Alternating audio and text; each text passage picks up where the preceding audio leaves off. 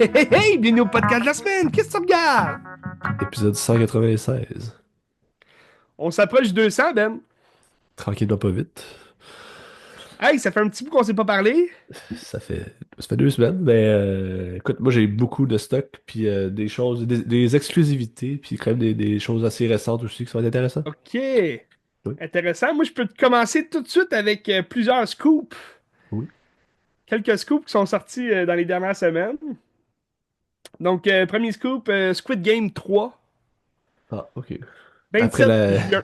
après la télé-réalité, où je sais pas trop qu'est-ce qu'ils ont fait, là, mais. Ouais, ben, il y a un jeu, ouais, Ouais. réalité. J'ai pas écouté. J'ai pas écouté, mais ça a l'air d'être un genre de Mr. Beast, là. Style Ouais. Squid Game. Ouais. Mais là, c'est vraiment la saison 3 de Squid Game.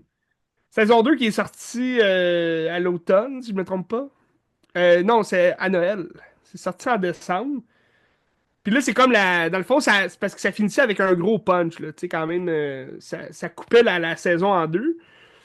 Puis là, dans le fond, ils appellent ça Squid Game 3, mais tu sais, c'est comme la deuxième partie, si on veut, là.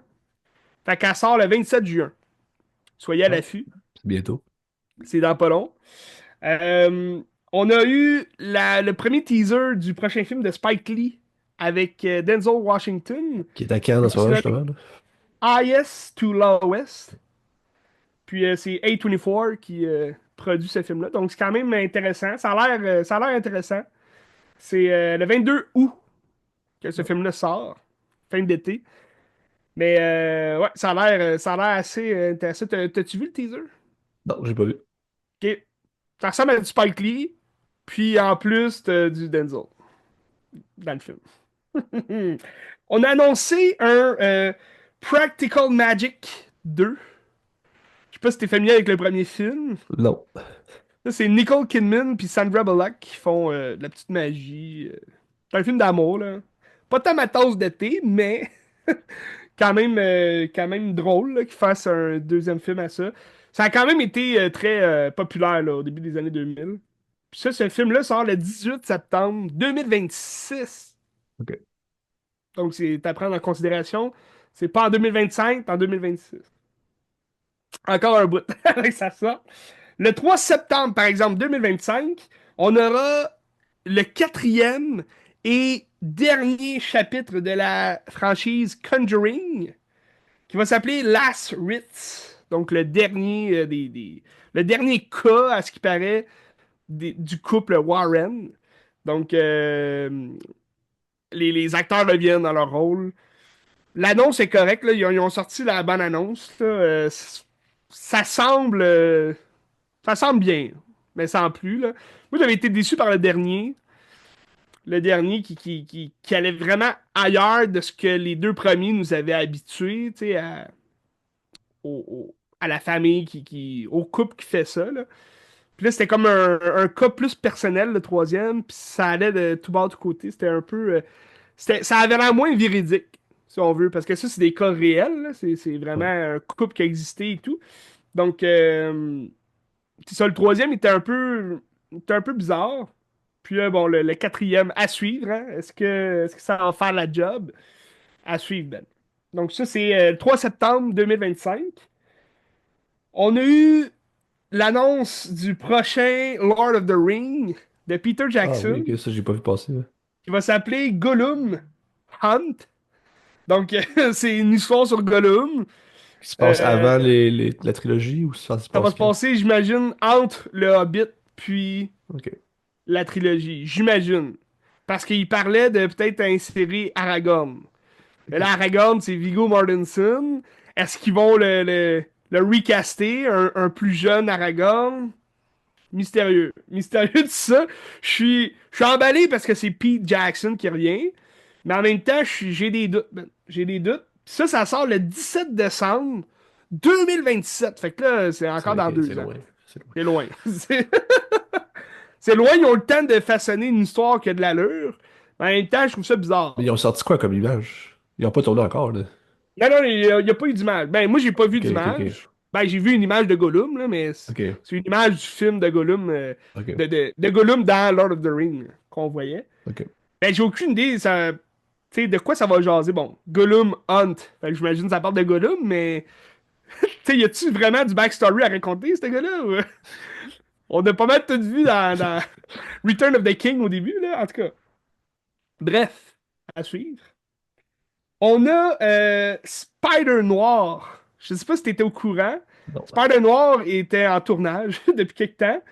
Puis là, j'ai un doute. Je sais pas si c'est un film ou une petite mini-série que Prime Video sort en 2026. Donc, on n'a pas la date exacte. Mais Spider Noir, c'est le personnage du Spider-Verse, Into the Spider-Verse, qu'on a vu. La voix était faite par Nick Cage. Puis c'est Nick Cage qui va jouer dans le film ou la série. Puis c'est en live action, là. Ok. Spider Noir en live action. Quand même intéressant, curieux de voir tout ça. En même temps, ça n'a pas rapport avec Marvel. C'est vraiment c'est Sony qui a fait un film ou une série, là. Je suis pas au courant de ça, mais intéressant. À suivre. En 2026, ça sort sur Prime Video. Puis, en parlant de Nick Cage, je sais pas si t'as vu Oui, Madden. Madden de Ouais. David O. Russell. Ça a l'air très intéressant. Christian Bell qui revient avec David O. Russell. Lui, son rôle, je le connais pas. C'est quoi son nom? Je me rappelle plus. Christian Bell, il joue, je pense que c'est un autre John. John quelque chose. Ça a l'air d'être le coach ou... non, parce que Madden, c'est un Ben, Job, coach. ben, c'est ça. Ben, ça va couvrir sa carrière avec les Raiders, dans le fond, hein, c'est ça? Oui, c'est ça. Ok. Parce qu'après ça, il était à la Jusqu'à télé. l'arrivée des... Tout qu'est-ce qu'il a fait là, pour la NFL, là, genre les Ok. jeux vidéo et tout. Là. Ouais. Ok. Fait que Nick Cage qui joue John Madden, mais aux côtés de Christian Bell, intéressant choix. Ben, j'ai vu la photo, ils se ressemblent quand même, là, les Oui. deux photos des deux Ouais. boys. Là. Ouais. Fait que ça, quand même curieux de voir ça. La date, j'ai aucune date. Pour l'instant, j'ai pas vu de date. Intéressant. Fallout saison 2 qui sort en décembre. J'ai pas écouté encore la saison 1. Va peut-être falloir que je m'y mette. À ce qui paraît, c'était bon. Mais moi, je connais pas le jeu vidéo. Je sais pas, t'as-tu déjà joué au jeu J'ai vidéo? joué au 3 un petit peu. C'est un bon Ok. jeu, c'est le fun, là, mais... Ouais. C'est le fun. Bon, la série a l'air le fun aussi. Les critiques sont bonnes. Je vais peut-être me lancer là-dedans un jour. On a eu une bonne annonce pour Nobody 2. Ok. Je t'en avais parlé un Ouais. peu de Nobody. Ouais. Intéressant sans plus, là. Ça a l'air assez générique comme film là, de gars qui se bat. Puis, tu sais, il s'en va en vacances avec. C'est le même acteur, là, Beau quelque chose. Deberick. Beau Deberick. Je sais C'est pas si pas tu connais, là. Bob Odenkirk? Ah, Bob Odenkirk, c'est Ouais. ça. Il me manquait un B. Beau. Moi, j'avais vu Beau. Le gars de Soul, Better Call Saul? Better Call Saul. T'as-tu écouté cette série-là? Non, j'ai écouté Ah, une couple d'épisodes de Breaking Bad, puis j'ai Breaking arrêté. Bad, hein? Ouais. Parce que c'est ça, c'est une série qui se passe avant, je crois, là. Ouais. Ou après, je sais pas. Intéressant. Euh, mais donc, Nobody 2 qui sort le 15 août. Ça a l'air correct, là. Il s'en va en vacances avec sa famille, puis il se bat. Puis... J'avais pas trippé sur le premier film, là, fait à suivre. À suivre pour ça. On a eu, à mon grand désarroi, Ben, on a eu l'annonce pour Iron Heart qui sort le 24 juin d'une nouvelle série Disney Plus sur Riri Williams qui reprend le flambeau d'Iron Man que j'avais détesté dans Wakanda Forever. On voyait une petite. Dans le fond, la première fois qu'on la voyait, c'était dans Wakanda Forever. Puis là, elle travaillait avec les Wakandais, puis tout, là. Mais son suit d'Iron Heart, il était vraiment dégueulasse dans le film. Puis là, dans l'annonce, ça a pas l'air de s'améliorer, là, mais en tout cas. Je pense que c'est la façon dont ils ont amené le personnage. Moi, j'haïs ça parce que elle a jamais rencontré Tony Stark. Elle connaît rien de la vie de Tony Stark, de ce que Iron Man a fait. Puis là, elle décide de reprendre comme la science de Tony Stark puis de l'intégrer dans son affaire. Elle est intelligente, là. C'est un bon personnage dans les comics, là. Plus qu'à, mettons, Miss Marvel. Mais je trouve que comment le MCU l'a intégré, c'est vraiment de la merde. C'est pas bon. Fait que je suis moins à l'aise d'écouter sa série, mais je vais quand même l'écouter par curiosité, là. Ça a l'air moyen. Pour vrai, ça a pas l'air très bon. T'sais, mettons, dans ma liste de MCU, je pense déjà qu'elle va se retrouver à fin, tu sais, à suivre. Donc, il me reste deux annonces, Ben. Première annonce, Wicked Part 2. Je sais pas si tu as vu C'est-tu l'image. cette année ou c'est 2026 que ça sort? J'ai vu l'image, oui. Oui, c'est le 21 novembre de cette année, donc Ah, ok, 2025. c'est mais ils ont tourné en même temps, dans le fond, j'imagine. Ils ont tourné en Ouais, même ok. temps, puis c'était déjà comme un an, là. Ouais. Un an après, ils sortaient. Fait que ça va s'appeler Wicked for Good. Oui. J'avais bien aimé le premier, à suivre. Je vais sûrement aller le voir, le deux. Bref, je suis obligé d'aller le voir, Ben. Je suis obligé. Puis, comment qu'il teasait un peu le premier film, c'est comme si c'était le commencement du Magicien d'Oz. Fait que c'est comme avant, là, c'est un prequel un peu. Fait que là, dans le deuxième, la deuxième partie, j'ai comme l'impression on va peut-être voir plus de. Tu sais, on va-tu voir Dorothée, on va-tu voir tu sais, des éléments un peu plus en lien avec le Magicien d'Oz, possiblement. Et la dernière, le dernier scoop pour toi, Ben, parce que c'est un scoop que tu vas adorer. C'est une grande annonce. C'est comme la plus grande annonce des deux dernières semaines. C'était écœurant. J'espère que t'es fébrile parce que c'est une grosse annonce. Mel Gibson revient à la barre de la résurrection du Christ. Ah, ça va être bon, ça. Je pense qu'il va être content. Après, après la passion du Christ, fait en quoi, 2005? Ouais, à peu près 2004. Ouais. Mel Gibson revient avec la résurrection du Christ. Donc, est-ce que c'est Jim Caviezel qui va encore Ah, ok. jouer Lui qui a complètement perdu la tête aussi, qui est complètement fou, là. Donc, je trouvais ça drôle de voir ça. Mais c'est vraiment sérieux, là. Lionsgate qui va produire la résurrection du Christ, fait par Mel Gibson. Donc, est-ce que Mark Wahlberg va jouer dans le film? Possible aussi. On le sait qu'il adore la Bible. Donc, c'était tout pour mes scoops de cette semaine. T'as-tu d'autres scoops pour moi, Ben? Pas à ce que je sache, non. Et on continue de regarder les commentaires des films à Cannes. On va s'en reparler quand ça sera fini. Mais pour l'instant, il y a l'air d'avoir des bons films. Oui, j'ai vu des bons commentaires. Le film de Harry Astor a joué. J'ai vu des moins bons commentaires, j'en ai vu des bons aussi. Eric Kaboulian, il est sur place, puis il a aimé ça. Fait que Oui. on va lui faire confiance. T'avais aussi le film d'Anémon qui est en première hier. Ça, j'ai très très hâte. Ça sort au mois d'août au Québec. Fait que très très hâte. Puis ça, on y reviendra avec le palmarès qui sort samedi, je pense. Yes. Ben moi, je peux commencer avec une exclusivité que j'ai eu la Ben oui, chance de vas-y donc. voir. C'était en fait Deux femmes en or qui sort le 30 mai. J'ai eu la chance de le voir en avant-première. Puis ça vaut la peine, là, c'est hot. Fait que là, on va faire Hmm. parce que c'est quoi le Deux femmes en or? Est-ce que tu connais un peu ce film-là à la Je connais base? zéro ça. Ok, parce qu'à la base, ça, c'est un phénomène des années 70. C'est sorti en 1970, le film de Claude Fournier, co-scénarisé avec sa femme, Marie-Josée Raymond. C'est un film, à l'époque, qui a fait beaucoup jaser parce que c'est quasiment un film érotique plus qu'un film normal, là. Ben, normal, pas que c'est pas un normal, un film érotique, là, mais donc. Puis le film original, c'était avec Marcel Sabourin, Donald Pilon, Monique Mercure, puis Diane Lavallée. Je Diana pense, Vallée, ça, hein? je pense que c'est ça son nom. Euh, Hmm. puis c'est comme deux couples. Puis là, comme chacun va faire du libertinage à gauche, à droite. Puis tu sais, c'est des scènes de cul pour avoir des scènes de cul. Tu sais, je lisais un commentaire de Alex Rose qui disait en aucun moment dans ce film-là, Claude Fournier s'est demandé est-ce que tu rends pertinent l'histoire ce que je suis en train de filmer? Puisque t'as juste genre des filles, du boule, pour le plaisir d'avoir des filles du boule. En 70, c'est vraiment osé. Puis tu sais, aujourd'hui, tu regardes ça, t'es comme ok, j'ai vu d'autres choses, puis c'est juste Ouais. étrange comme film. Mais à l'époque, ça devait choquer le monde. Puis c'est quand même le fun parce que ça a fait une avancée dans le cinéma québécois aussi. C'est ça, le premier, c'est un film qui est vraiment bizarre parce que c'est tout croche. C'est mal joué. Tu sais, c'est des bons comédiens, c'est mal joué. C'est tourné tout croche, c'est monté tout croche. C'est vraiment bizarre. Ça le Ben, veut-tu justement un peu comme un film porn? ben, je pense que T'es ça se caché dire. un peu, mais Ben, pour l'époque, je pense que oui. Mais je pourrais pas genre te de dire la satire un version, peu. ouais. Genre, oui, un petit peu. Ben, le plus récent, c'est plus une satire que le premier, je te dirais, là. Ok. Puis, à travers ça, ce qui est intéressant, c'est que c'est comme un portrait du réel, parce que ça se passe en 69, le film est sorti en 70, puis il y a une séquence au complet où est-ce que les gars, ils s'en vont à Coupe Grey 69, qui est à Montréal, tu sais. C'est les Rough Riders de, Mhm. de Saskatchewan contre Ottawa, je pense qu'ils jouaient. Puis t'es juste dans le stade avec eux autres, puis tu regardes la game. Puis c'est malade mental de vivre ça de même à l'écran. Ben, c'est juste pour ça, je Ouais. trouve le film intéressant. Puis ça donne un portrait de Montréal de l'époque. Puis tu sais, c'est tout de décor naturel aussi. Fait que c'est tout ça.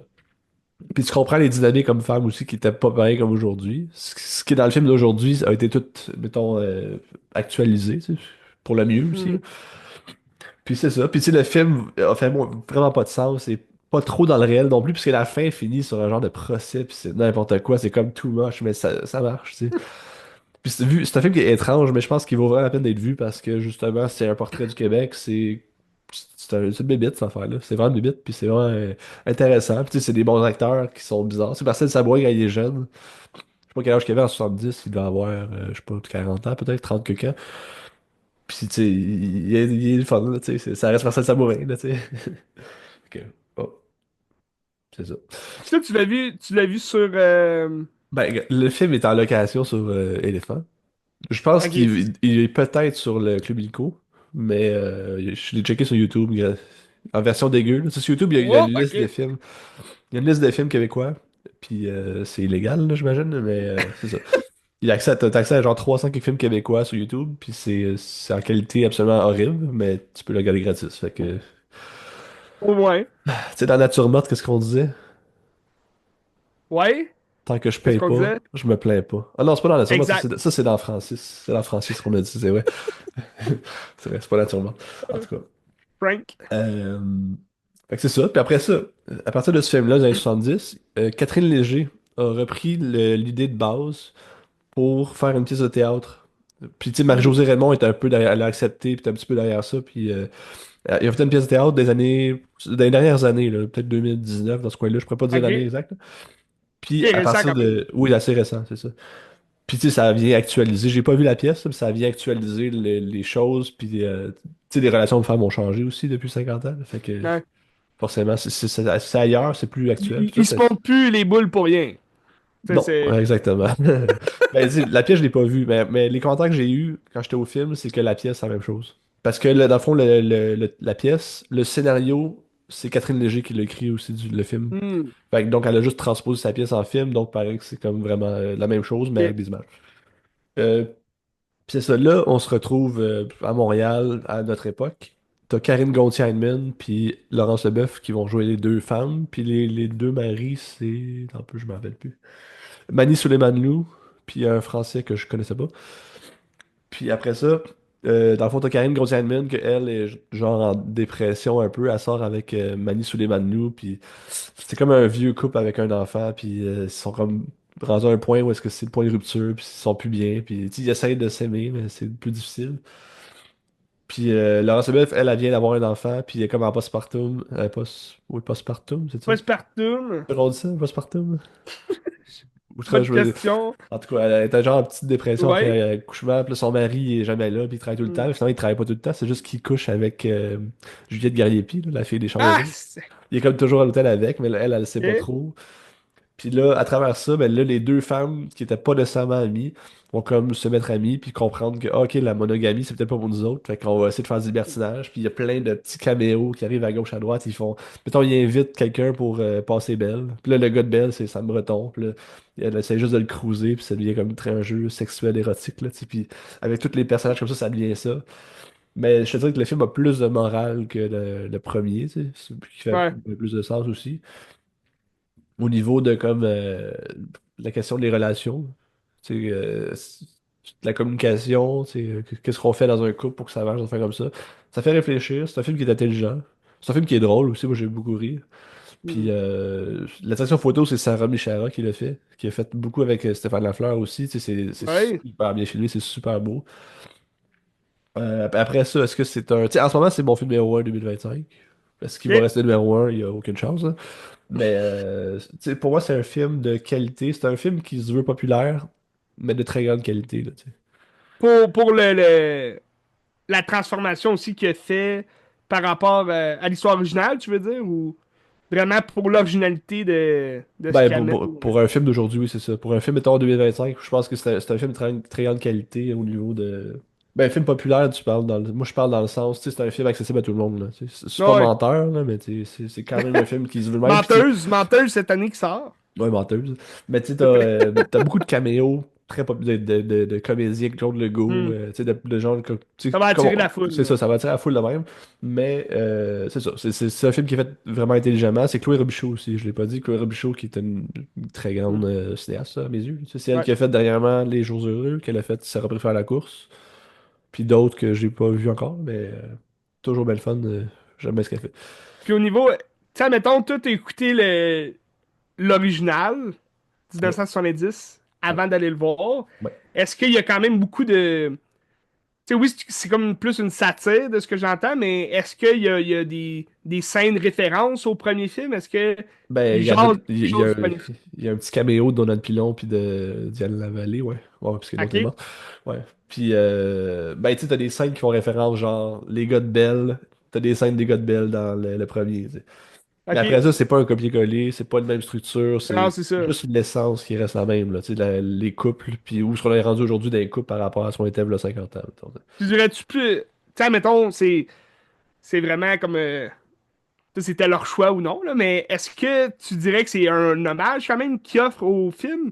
Ou c'est vraiment plus, hey, on veut comme changer l'image qu'on avait du premier film, fait on le Ah non, non, transforme au non, bout du jour. non. Ben, c'est pas fait pour changer l'image, c'est juste pour se mettre à jour, je pense, justement, parce que je pense, tu OK. sais, pour faire ça, faut t'aimer l'œuvre originale, faut t'aimer l'amour, parce que Ah sinon ça ouais. transparaît, pis c'est mauvais, là. Ça fait que Surtout, dans le fond, tu sais, ça reste aussi un hommage à ce c'est qu'on a, ça. Bon, ce oui, qu'on a oui, vu. oui.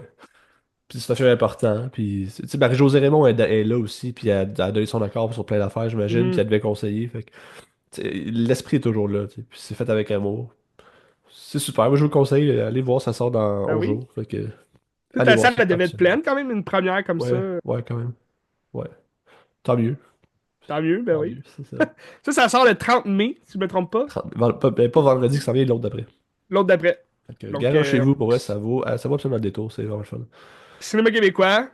T'as quand même des scènes assez osées, puis Mhm. ouais, ouais, c'est le fun. Laurence Leboeuf, toujours la bonne. Mais Sophie Delis, elle joue dedans aussi. Elle joue pas. Elle a un petit rôle pas très grand. En plus, c'est comme elle la plus grande star, là. Tu sais, elle est rendue big, Sophie Delis. Elle est Ben oui, rendue elle est avec big, là. Ouais, ouais. Yellow Jackets, là. Yellow Jackets. Pareil, c'est bon, ça. Ouais. J'ai pas écouté encore. Dans ma watchlist sur Crave. Ouais. En tout cas, Sophie Delis, là. Donc, deux femmes en or. Intéressant. Ouais. Garage chez vous. Surtout, on peut trouver l'original facilement sur YouTube en version dégueu. Ouais. Ou, Hey! Je te parle d'un film présentement en salle pour tous. Es-tu prêt? Oui. Grosse nouveauté. Je l'ai mis top 5 dans mon top 10. Quand même, quand même haut là, dans mon palmarès. 5 ou 4 là, je me rappelle plus. Je te parle de Final Destination Bloodlines. OK? T'es-tu prêt? Je suis très prêt. T'as-tu déjà vu un Final Destination? Jamais. Non, c'est pas ton genre de film, hein, je pense. Ouais. Sanglant. Non, pas tant. Tu connais le concept un peu. Ouais.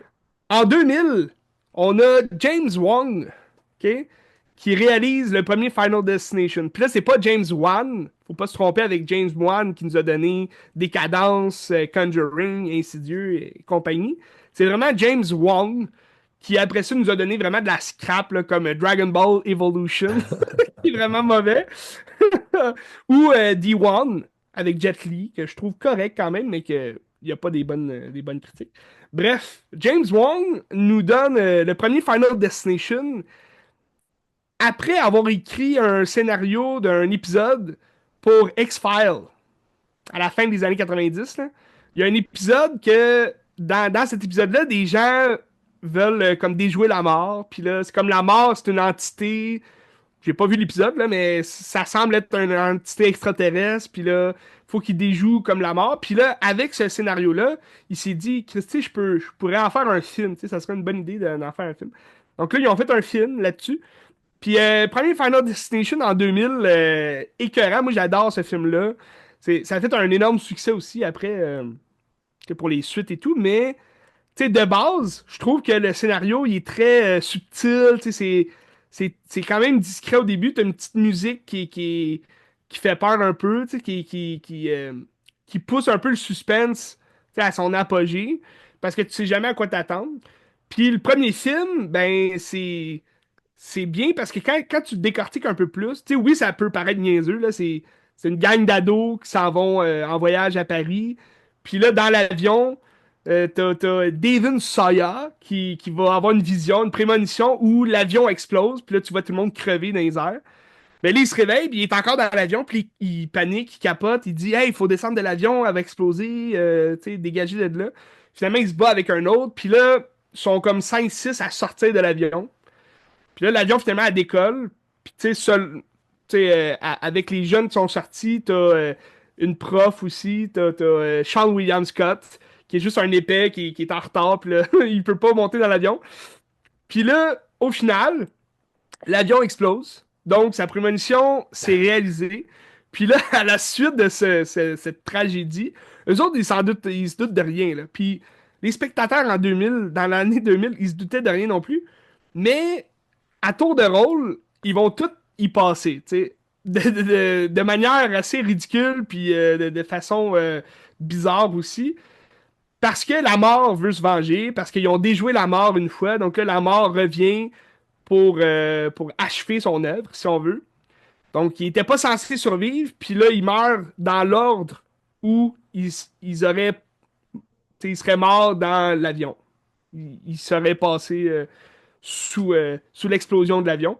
Donc là, à tour de rôle, un après l'autre, puis là, il suit après quand il commence à réaliser qu'il voit des signes, puis là, il commence à crever un après l'autre, ben là, Devon Sawa, il imprime l'emplacement des sièges dans l'avion, puis là, il dit, OK, telle personne était à telle place, puis là, l'explosion a fait en sorte que là, lui, il est mort en premier, fait que là, il peut décortiquer l'ordre des morts. Fait que là, il va essayer de les sauver un après l'autre. Parce que quand tu sauves quelqu'un, ben, il passe son tour. Donc là, c'est le prochain qui est sur la liste qui va crever, tu sais. Puis là, c'est une boucle infinie, ça. Parce que une fois que tu as sauvé tout le monde, ben là, après ça, ça recommence. Ça, il s'en doute pas. Faut qu'il y ait tout le temps un mort avant pour s'en douter un peu. Mais bref, le premier, je trouve, il est très. C'est ingénieux, tu sais. Il est intelligent parce que quand tu décortiques les scènes, dès les premières scènes, là, dans l'aéroport, des trucs comme ça, tu vois déjà des images qui vont prédire les morts des gens. Tu sais, mettons, il y en a un qui dit à un gars: Hey, je vais t'étrangler, tu sais, puis là, il se fait une espèce de je vais t'étrangler de même. Ben, le gars, il meurt étranglé, comme ça. Celui qui fait ça. Fait que, tu sais, c'est comme des petites images. Tu sais, il y a une fille, elle se fait ramasser par un train. Puis là, quand elle parle, à un moment donné, dans l'aéroport, il y a un train juste en haut d'elle. Tu sais, une image de train derrière.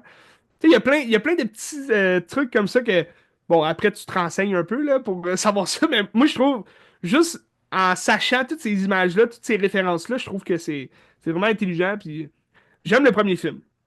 Ça a une vibe aussi des années 2000. Puis là, après ça, en 2003, ben, il arrive Destination Ultime 2. Donc, 3 ans plus tard, quand même, un petit bout hein, avant que ça arrive. Mais le 2 est très, très populaire pour sa scène de prémonition. Parce que dans le premier, l'avion, là, elle explose. Ok, fait que tu vois pas chaque personnage, comment il meurt dans la prémonition. Mais le 2, ce qui amène, c'est que là, tu vas vraiment voir chacun des personnages mourir dans la prémonition. Puis c'est sanglant, ça explose, et c'est vraiment... c'est un bain de sang. Puis la prémonition se passe sur une autoroute. Fait que c'est comme un carambolage. La fille a conduit, puis là, elle a une prémonition qui déclenche, dans le fond, ce qui déclenche le carambolage, c'est un log truck. Ouais. Donc, tu sais, le truck avec des bûches, là, Ouais. les espèces de troncs d'arbres. Puis là, aujourd'hui, les gens sont comme tout, ah, je vais me tasser, tu sais, je veux pas suivre un log truck, tu sais, dans le cul, là. Je veux me tasser parce que dans la prémonition, il y a un tronc d'arbre qui tombe, puis là, ça défonce la tête d'un gars, genre, qui conduit. En tout cas, c'est devenu culte, là, dans les films d'horreur. Les gens qui ont vu le film, c'est une peur qui continue de se faire. Fait que dans la prémonition, c'est ça, il y a un carambolage. Fait que là, durant le carambolage, qui est très, très, très, très bien réalisé, là, tu sais, il y a un gars en moto, il va tomber, puis là, il va se péter, genre, toutes les jambes, là. Tout explose. Tu sais, il y a un gars qui se de la coke dans son char, puis là, lui, il va faire des tonneaux, puis il y a un truck qui va le ramasser. En tout cas, il y a plein de morts que c'est un après l'autre. Fait que, tu sais, c'est vraiment, visuellement, c'est le fun, c'est plaisant.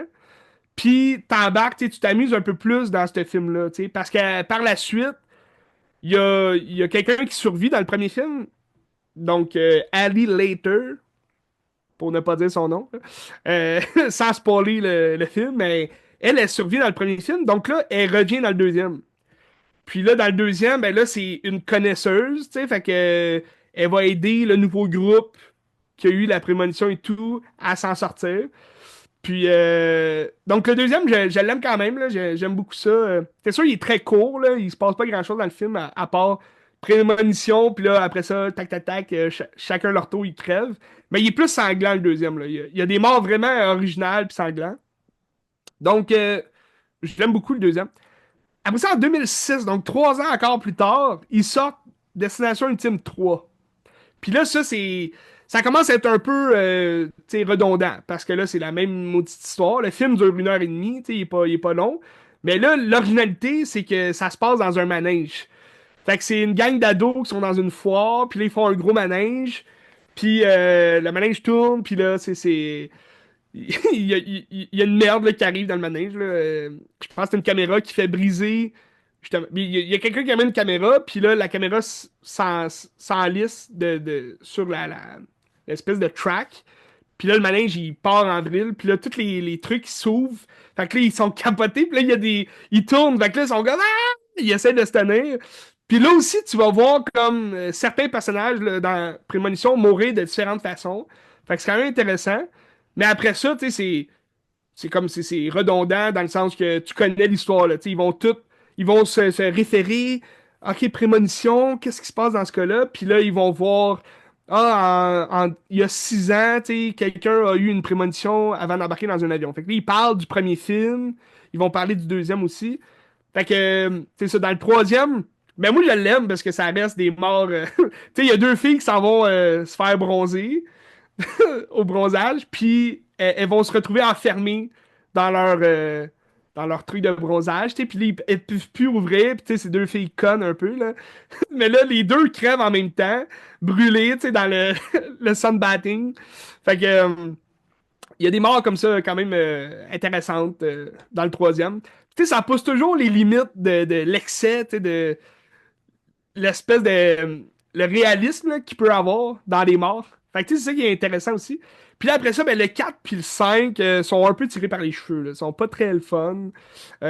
Surtout le 4. Le 4 est mauvais, mauvais. Là. Juste l'idée de base, c'est une gang d'amis. Là. Ils sont 4 amis, en fait, sont à un NASCAR. Puis là, il y a une voiture qui a un accident. Puis là, ça cause l'effondrement du stade. Tu sais, c'est vraiment de toutes les idées que tu peux avoir pour un Final Destination, tu prends le NASCAR, puis comme l'effondrement du truc, c'est vraiment débile, là, c'est pas bon. Puis le film est sorti en 2009, tu sais, c'est l'arrivée du nouveau 3D. Fait que, tu sais, on dirait l'image, aujourd'hui, elle est pas belle, là, l'image. C'est comme fait cheap, il y a du sang, il est rose, en tout cas, c'est vraiment pas beau. Puis là, après ça, ben, en 2011, ils ont fait le cinquième qui est correct sans plus, là, c'est que le cinquième, ce qui est intéressant, c'est qu'il amène. Il y a un punch final qui est quand même très le fun. Tu veux-tu que je te le dise? Je peux-tu le dire en 2011? Ah ben, ouais, vas-y, là. Pas le Spoiler dire, là, alert, là. Spoiler alert, là. C'est bouché aux oreilles. En fait, l'affaire, c'est que le cinquième, t'apprends qu'il se passe avant le premier. Ok. C'est juste ça. Ça sert à rien, là, mais c'est comme le cinquième à la fin, les survivants, dans le fond, ils se retrouvent dans l'avion du premier film.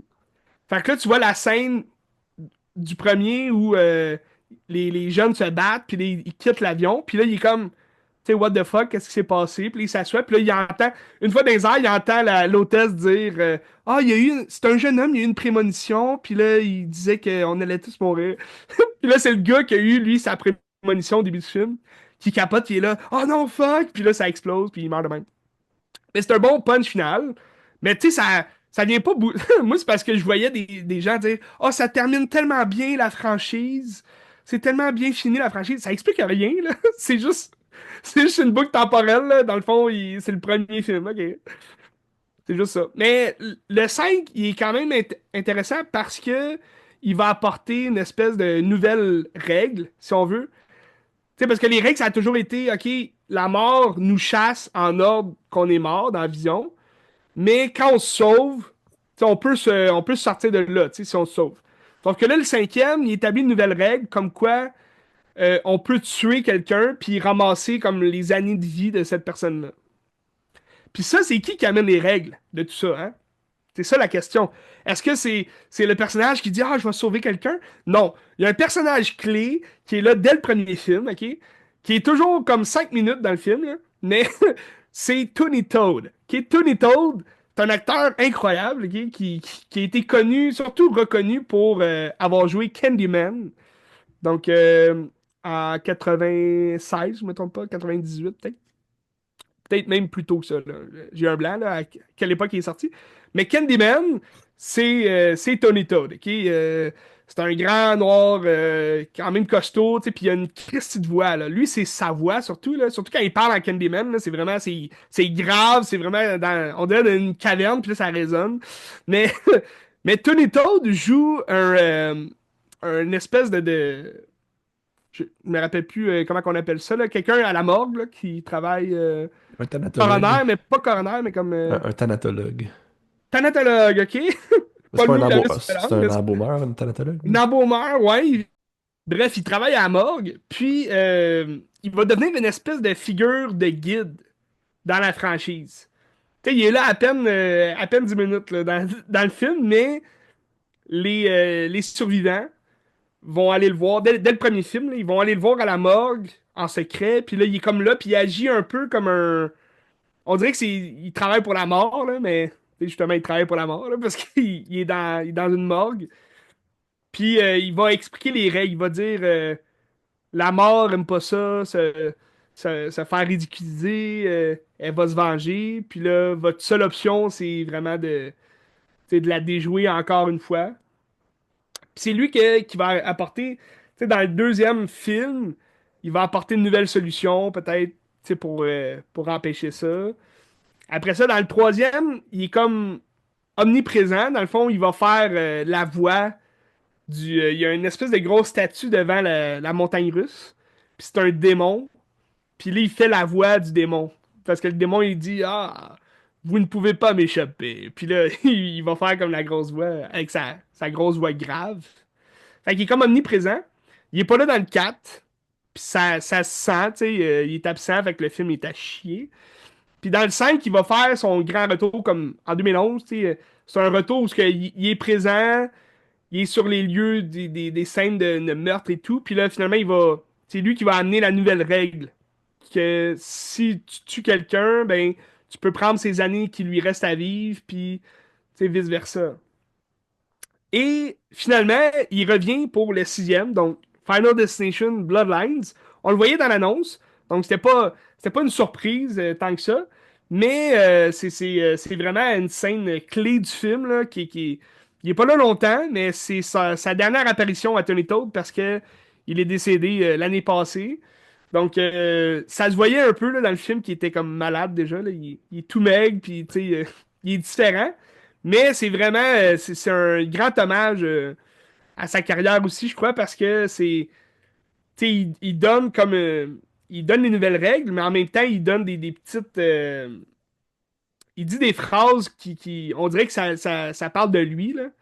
Tu sais, il dit faut pas en vouloir à la mort, puis tu sais, des trucs comme ça. Fait que c'est vraiment un bon un bon adieu qu'il nous fait, je pense, avec ce film-là.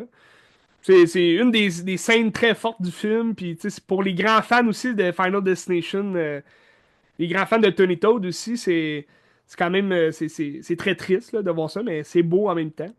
Fait que c'est une belle scène euh, du film. Puis, dans le fond, le film en lui-même va venir vraiment parce que tu sais, ça reste c'est 14 ans plus tard que le dernier, le cinquième. Puis c'est les 25 ans du premier film.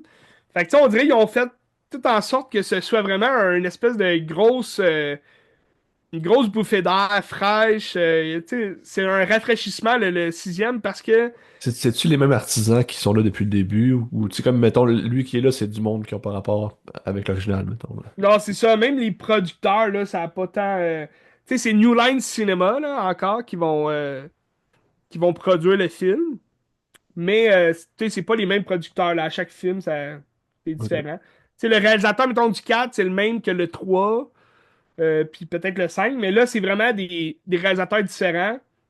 T'as Zach Lipovski, puis Adam B. Stein, qui ont déjà travaillé ensemble pour d'autres affaires, mais tu sais, ils ont jamais rien fait de gros. Je lisais même une critique qui disait, tu sais, ils ont fait juste de la merde avant ça. Puis là, c'est comme leur première grosse production qui a de l'allure, là, que, tu sais, ça a du charme. Puis, tu sais, je pense qu'ils ont fait un film d'horreur là avant qui s'appelle Freak. Ok. Les critiques sont moyennes. Sinon, ils ont fait le film de Kim Possible en live action. Mais pour vrai, le nouveau Final Destination, ce qui est vraiment rafraîchissant, c'est que c'est pas tant au niveau de l'histoire, ok? L'histoire, comment qu'ils l'ont amaché, c'est vraiment original, là. Dans le fond, ça, c'est pas un spoiler, mais la prémonition a lieu dans les années 60. Puis là, tu te retrouves quand même en 2025 avec une famille où la mort pèse depuis longtemps. Dans le sens que la prémonition qui a eu lieu, c'est une tour qui explose. Puis là, la personne qui a eu la prémonition, elle a sauvé tout le monde. Puis là, la mort a été chercher chacune des personnes et leur famille aussi parce que techniquement, ils sont pas censés exister. Tu sais, fait en plus de 40 ans, tu sais, de 60 ans, en fait, t'as eu beaucoup de familles, beaucoup d'héritage, de données. Puis là, la mort vient se venger de chacune des familles, tu sais.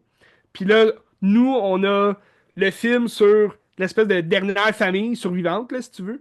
Puis c'est la famille de la femme qui a eu la prémonition. Fait que là, c'est comme la petite fille qui va aller chercher sa grand-mère pour lui dire, tu sais, j'ai des visions puis tout.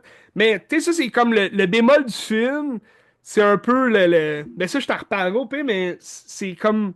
Il n'y a pas tant d'explications à pourquoi elle, tout d'un coup, elle a comme des souvenirs de sa grand-mère, tu sais, plus jeune. Tu sais, d'où ça part tout ça? Tu sais, pourquoi elle, elle a des espèces de prémonitions? Bref, il n'y a rien qui s'explique là, dans un Final Destination anyway. Fait que c'est pas tant important. Mais le film va gagner beaucoup de points dans l'originalité de ses morts, ok, ses scènes, puis de son genre aussi. Parce que, tu sais, un Final Destination, le premier, c'était dramatique. Tu sais, c'était comme tragique, même si tu sais, t'as quand même du plaisir à voir les morts, puis tu sais, c'est surprenant et tout. T'as quand même tout le temps cette trame sonore très mystérieuse puis épeurante derrière ça. Tu sais, c'est quand même, ça reste un film d'horreur, tu sais. Mais tu sens que James Wong, avec le premier film, il est allé vraiment dans la sauce à la X-Files, là. Tu sais, c'est quelque chose de sérieux. On dirait un épisode, un long épisode d'une série surnaturelle. Tandis que dans le deuxième, arrivent quelques scènes comiques là, plus. Tu sais, les personnages un peu plus, un peu comme un slasher en fait. Tu sais, t'as des personnages poteux, puis ils vont avoir du fun, ils vont rire, puis finalement ils vont mourir d'atroces souffrances. Puis là, ainsi de suite, il y a toujours des scènes plus ridicules, plus drôles, pour mettre un peu de comédie dans ce film-là. Mais tu vois, le quatrième film, il est à chier, mais tu sais, il essaye d'aller chercher plus de l'humour là-dedans, puis c'est pas drôle parce que c'est fait cheap, puis les acteurs sont vraiment mauvais. Tout comme le 5, tu sais, il y a des personnages dans le cinquième, ils essayent d'amener tu sais, des trucs drôles, mais c'est pas drôle, c'est plate, c'est niaiseux.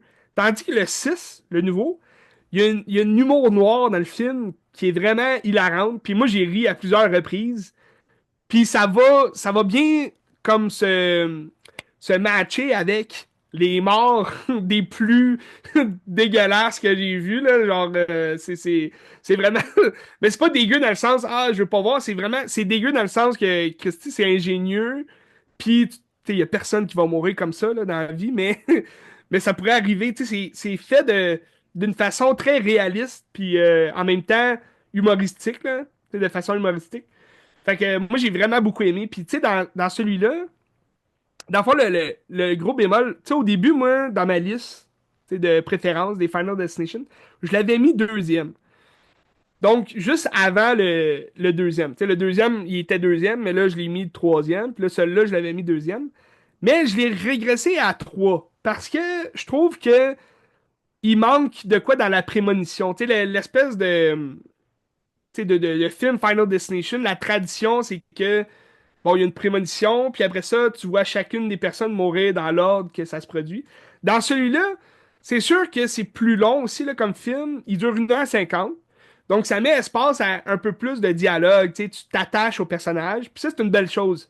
Mais on dirait que le fait d'avoir deux réalités, tu sais, 2 années, 2 époques différentes, ça fait en sorte que tu bouges souvent, tu sais, des flashbacks en arrière, puis tu sais, tu reviens dans le présent. Mais ça fait en sorte qu'on dirait on suit moins l'espèce de prémonition justement qu'il y a eu. Puis la prémonition est vraiment cool. Là. Tu sais, l'accident qui se passe, c'est vraiment le fun. Mais, puis ça pourrait arriver d'ailleurs. Mais, tu sais, on dirait, je sais pas, je sentais une espèce de manque à quelque part qu'on a dans les premiers films, mais qu'on n'avait pas dans celui-là. Puis en même temps, tu sais, c'est comme du nouveau, fait que c'est original, puis tu sais, ça gâche pas le film là, en tant que tel, mais on dirait que tu sais, la prémonition du deuxième film est vraiment écœurante, puis elle est comme ça reste tu sais, culte pour moi là, dans la franchise, fait que j'ai de la misère à le mettre au-dessus du deuxième film, parce que le deuxième film, tu sais, c'est surtout la prémonition là, qui est restée culte. Puis dans celui-là, on va parler beaucoup de. Dans le sixième, là, on va parler beaucoup du log truck aussi, parce que c'est devenu quelque chose au fil des ans. Là. Mais tout ça pour dire que le film, pour vrai, je le conseille au cinéma. Là, c'est vraiment. Tu sais, est-ce qu'il va rester bon? Tu sais, la deuxième fois, je vais le voir chez nous, dans mon salon. Tu sais, une fois que tu l'as déjà vu, le film, est-ce qu'il reste bon après? Ça reste à suivre. Mais là, pour l'instant, c'est vraiment un rafraîchissement dans la franchise. Puis, d'après moi, ça fait assez fureur pour Ouais. continuer, faire perdurer la franchise, là. Tu sais, sans être un requel, comme plusieurs slashers sont aujourd'hui, tu sais, Scream, I Know What You Did Last Summer qui s'en vient en juillet. Tu sais, c'est un requel. Je veux dire, ils refont un peu le film, tu sais, avec les personnages, les acteurs originaux. Mais là, dans un Final Destination, tu peux pas vraiment amener les acteurs originaux. Tu sais, parce que ils sont morts. Tout le monde meurt, tu sais. Y avait-tu des gros acteurs dans celui-là puis dans les autres avant ou c'est juste du monde par rapport? Ben, c'est souvent, non, c'est ça, c'est souvent des acteurs, tu sais, peu connus, là, mais qui font leur chemin. Tu vois, dans celui-là, le grand acteur, c'était Tony Todd. Puis c'est aussi l'acteur comme original qui ont été cherchés. Puis tant mieux, tu sais, je veux dire, c'est. Ça, c'est une force du film aussi, c'est qu'ils vont. Non seulement on dit bye à ce personnage-là parce que on le reverra pas, là, il est décédé, mais on lui donne aussi une explication. On sait enfin c'est qui ce monsieur-là, pourquoi il est au courant de tant de choses, puis d'où ça vient, tu sais, d'où ça venait tout ça. Tu sais. Fait que non, c'est ça, c'est à part ce personnage-là, c'est tous des acteurs, tu sais, moi j'en connaissais deux, OK? Je connaissais ben moi c'est parce que j'ai écouté cette série-là, puis c'est une série que j'aime beaucoup. Je ne sais pas si elle est encore disponible sur Netflix, mais c'est The 100. Je sais pas si t'as déjà vu, c'est un peu. Non. The 100, c'est comme un. Il y a 7 saisons, là. Ça commence à partir en couille un peu à la saison 5, je trouve. Là. Mais les premières saisons sont vraiment bonnes. C'est un groupe de jeunes ados dans un vaisseau spatial, puis la Terre est comme devenue. Il y a comme eu du nucléaire, des trucs comme ça, là. Fait que c'est pas vivable sur la Terre. Mais là, sur le vaisseau spatial, un moment donné, il faut qu'ils rationnent, tu sais, les gens. Fait que tous les prisonniers, ben, ils les envoient sur Terre pour faire des recherches, des trucs comme ça. Puis là, il y a comme un bunch d'ados, genre rebelles, qui est comme emprisonné. Puis là, ils les envoient tous sur Terre. Fait que là, là-dedans, ils retrouvent comme deux personnes de haut placés qui sont pas censées être là-dedans, mais finalement, ils sont envoyés. Puis là, c'est comme. Fait que là, c'est 100 jeunes qui se retrouvent sur la Terre. Finalement, la Terre, elle s'est comme recyclée, puis là, c'est vivable. Mais il reste quand même, il y a plusieurs pièges un peu ici et là. Ben, c'est une bonne série, là, tu sais. C'est comme une série un peu de Survivor, puis tu sais, ils vont faire des clans, puis ils vont se battre. Mais c'est une bonne série, je le conseille. Puis donc, le personnage le plus détestable de la série, mais qui est bien joué, il est joué par Richard Harmon, Ok. qui lui joue dans Final Destination. Je sais pas si tu vas peut-être le reconnaître. Non. Il y a une face à frapper dedans, mais lui il est très bon dans cette série-là. Puis dans le film Final Destination, il vient quand même. Il vient apporter un bon rôle là, dans le film parce que c'est lui qui va amener l'humour. C'est lui qui va amener aussi En tout cas, il y a une mort assez. Je dis pas qu'il meurt, mais il y a une mort qui est comme en lien avec lui qui est vraiment écœurante, là. Fait que c'est correct. Donc, il y a lui, puis il y a une femme, elle joue la mère de la fille qui a comme des visions là, de sa grand-mère. Puis elle me disait de quoi cette madame-là, puis c'est quand même écœurant parce que c'est Ria. Elle a un nom, Ria Kilstead, qui ressemble à ça. Je sais pas si tu la vois bien. Mais là, en faisant des recherches, j'ai vu que c'était une des méchantes dans Maman, je m'occupe des méchants. C'est juste ça. Mais elle avait un visage que je reconnaissais, puis c'était vraiment elle. Elle n'a jamais eu de grand rôle, là, mais c'est ça, intéressant. Mais sinon, dans les autres films, tu sais, c'est plus, admettons, le premier film, c'est des acteurs, des jeunes acteurs à en devenir. Tu sais, t'as Devon Sawa, qui est devenu quand même une grosse figure dans les années 2000, c'est pour ses premiers films qu'il a fait. Là, il est encore, tu sais, il fait de plus en plus de films un peu plus, là, mais je m'attendais quand même à voir apparaître un petit nom de quoi qui est en lien.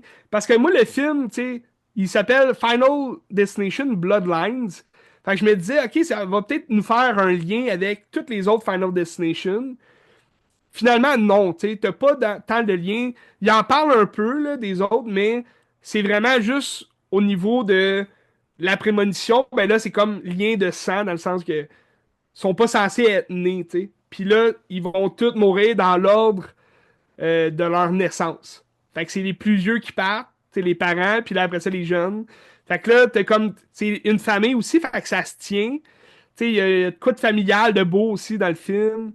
Tu sais, comme je disais, tu t'attaches plus au personnage. Parce qu'il y a plus de. Tu sais, c'est pas juste une gang d'ados caves que. Oh, crime, on est sorti de l'avion, on va tous mourir, tu sais. C'est pas ça, tu sais. C'est vraiment. C'est un lien familial, fait qu'ils se tiennent ensemble, puis tu sais, on peut retrouver aussi des façons dont on agit avec nos frères, nos sœurs, nos cousins. Donc, c'est quand même intéressant pour ça. Puis, tu sais, sinon, tu sais, dans le premier, t'as Sean William Scott qui est devenu populaire avec American Pie. Tu sais, il avait déjà fait le premier en 99. Là, après ça, Final Destination en 2000, mais tu sais, par la suite, il est devenu populaire. Sinon, Ellie Later, mais tu sais, sinon, dans les autres, là, les suites, ça a tout le temps été tu sais, des acteurs peu connus, puis là, ils sont devenus connus plus tard. Tu sais, dans le 3, t'as Marie-Elizabeth Winstead, Ok. qui est la femme de Ewan McGregor, mais que, tu sais, elle a grandi par après, tu sais, dans les Scott films qu'elle a Pilgrim. fait, là. Scott Pilgrim, c'est elle, là?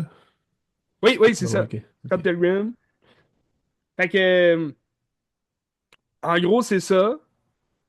Finalement, je vous le conseille, pour vrai. Final Destination Bloodline, c'est quelque chose de particulier quand même, là.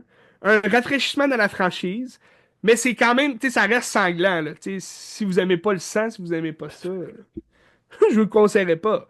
Mais c'est une belle surprise de l'année, puis c'est pour ça que je m'attendais à rien, tu sais. Je m'attendais à ce que ce soit bon, là. J'espérais que ce soit bon. Mais en même temps, ça peut être pourri. Tu sais, les deux derniers étaient vraiment pourris, puis là, je pense qu'ils ont trouvé un bon filon pour continuer possiblement la franchise. Donc, à suivre. À suivre. Veux-tu qu'on entre dans notre bloc intéressant, là, des bons films, là? On peut aussi, oui. Euh, Ben, on a regardé un film commun qui s'appelle Sing Sing de Greg Mhm. Credar, qui est sorti en 2023, je pense, sûrement dans des festivals en 2023, mais je pense qu'il est plus sorti en salle en 2024. Ouais. Sing Sing, c'est un film. En fait, Sing Sing, c'est une prison à sécurité maximale aux États-Unis. Je me souviens plus dans quel état, mais en tout cas, c'est pas important. Puis c'est un on va dire un docudrame. Parce que c'est de la fiction, mais c'est pas de la fiction que tu regardes.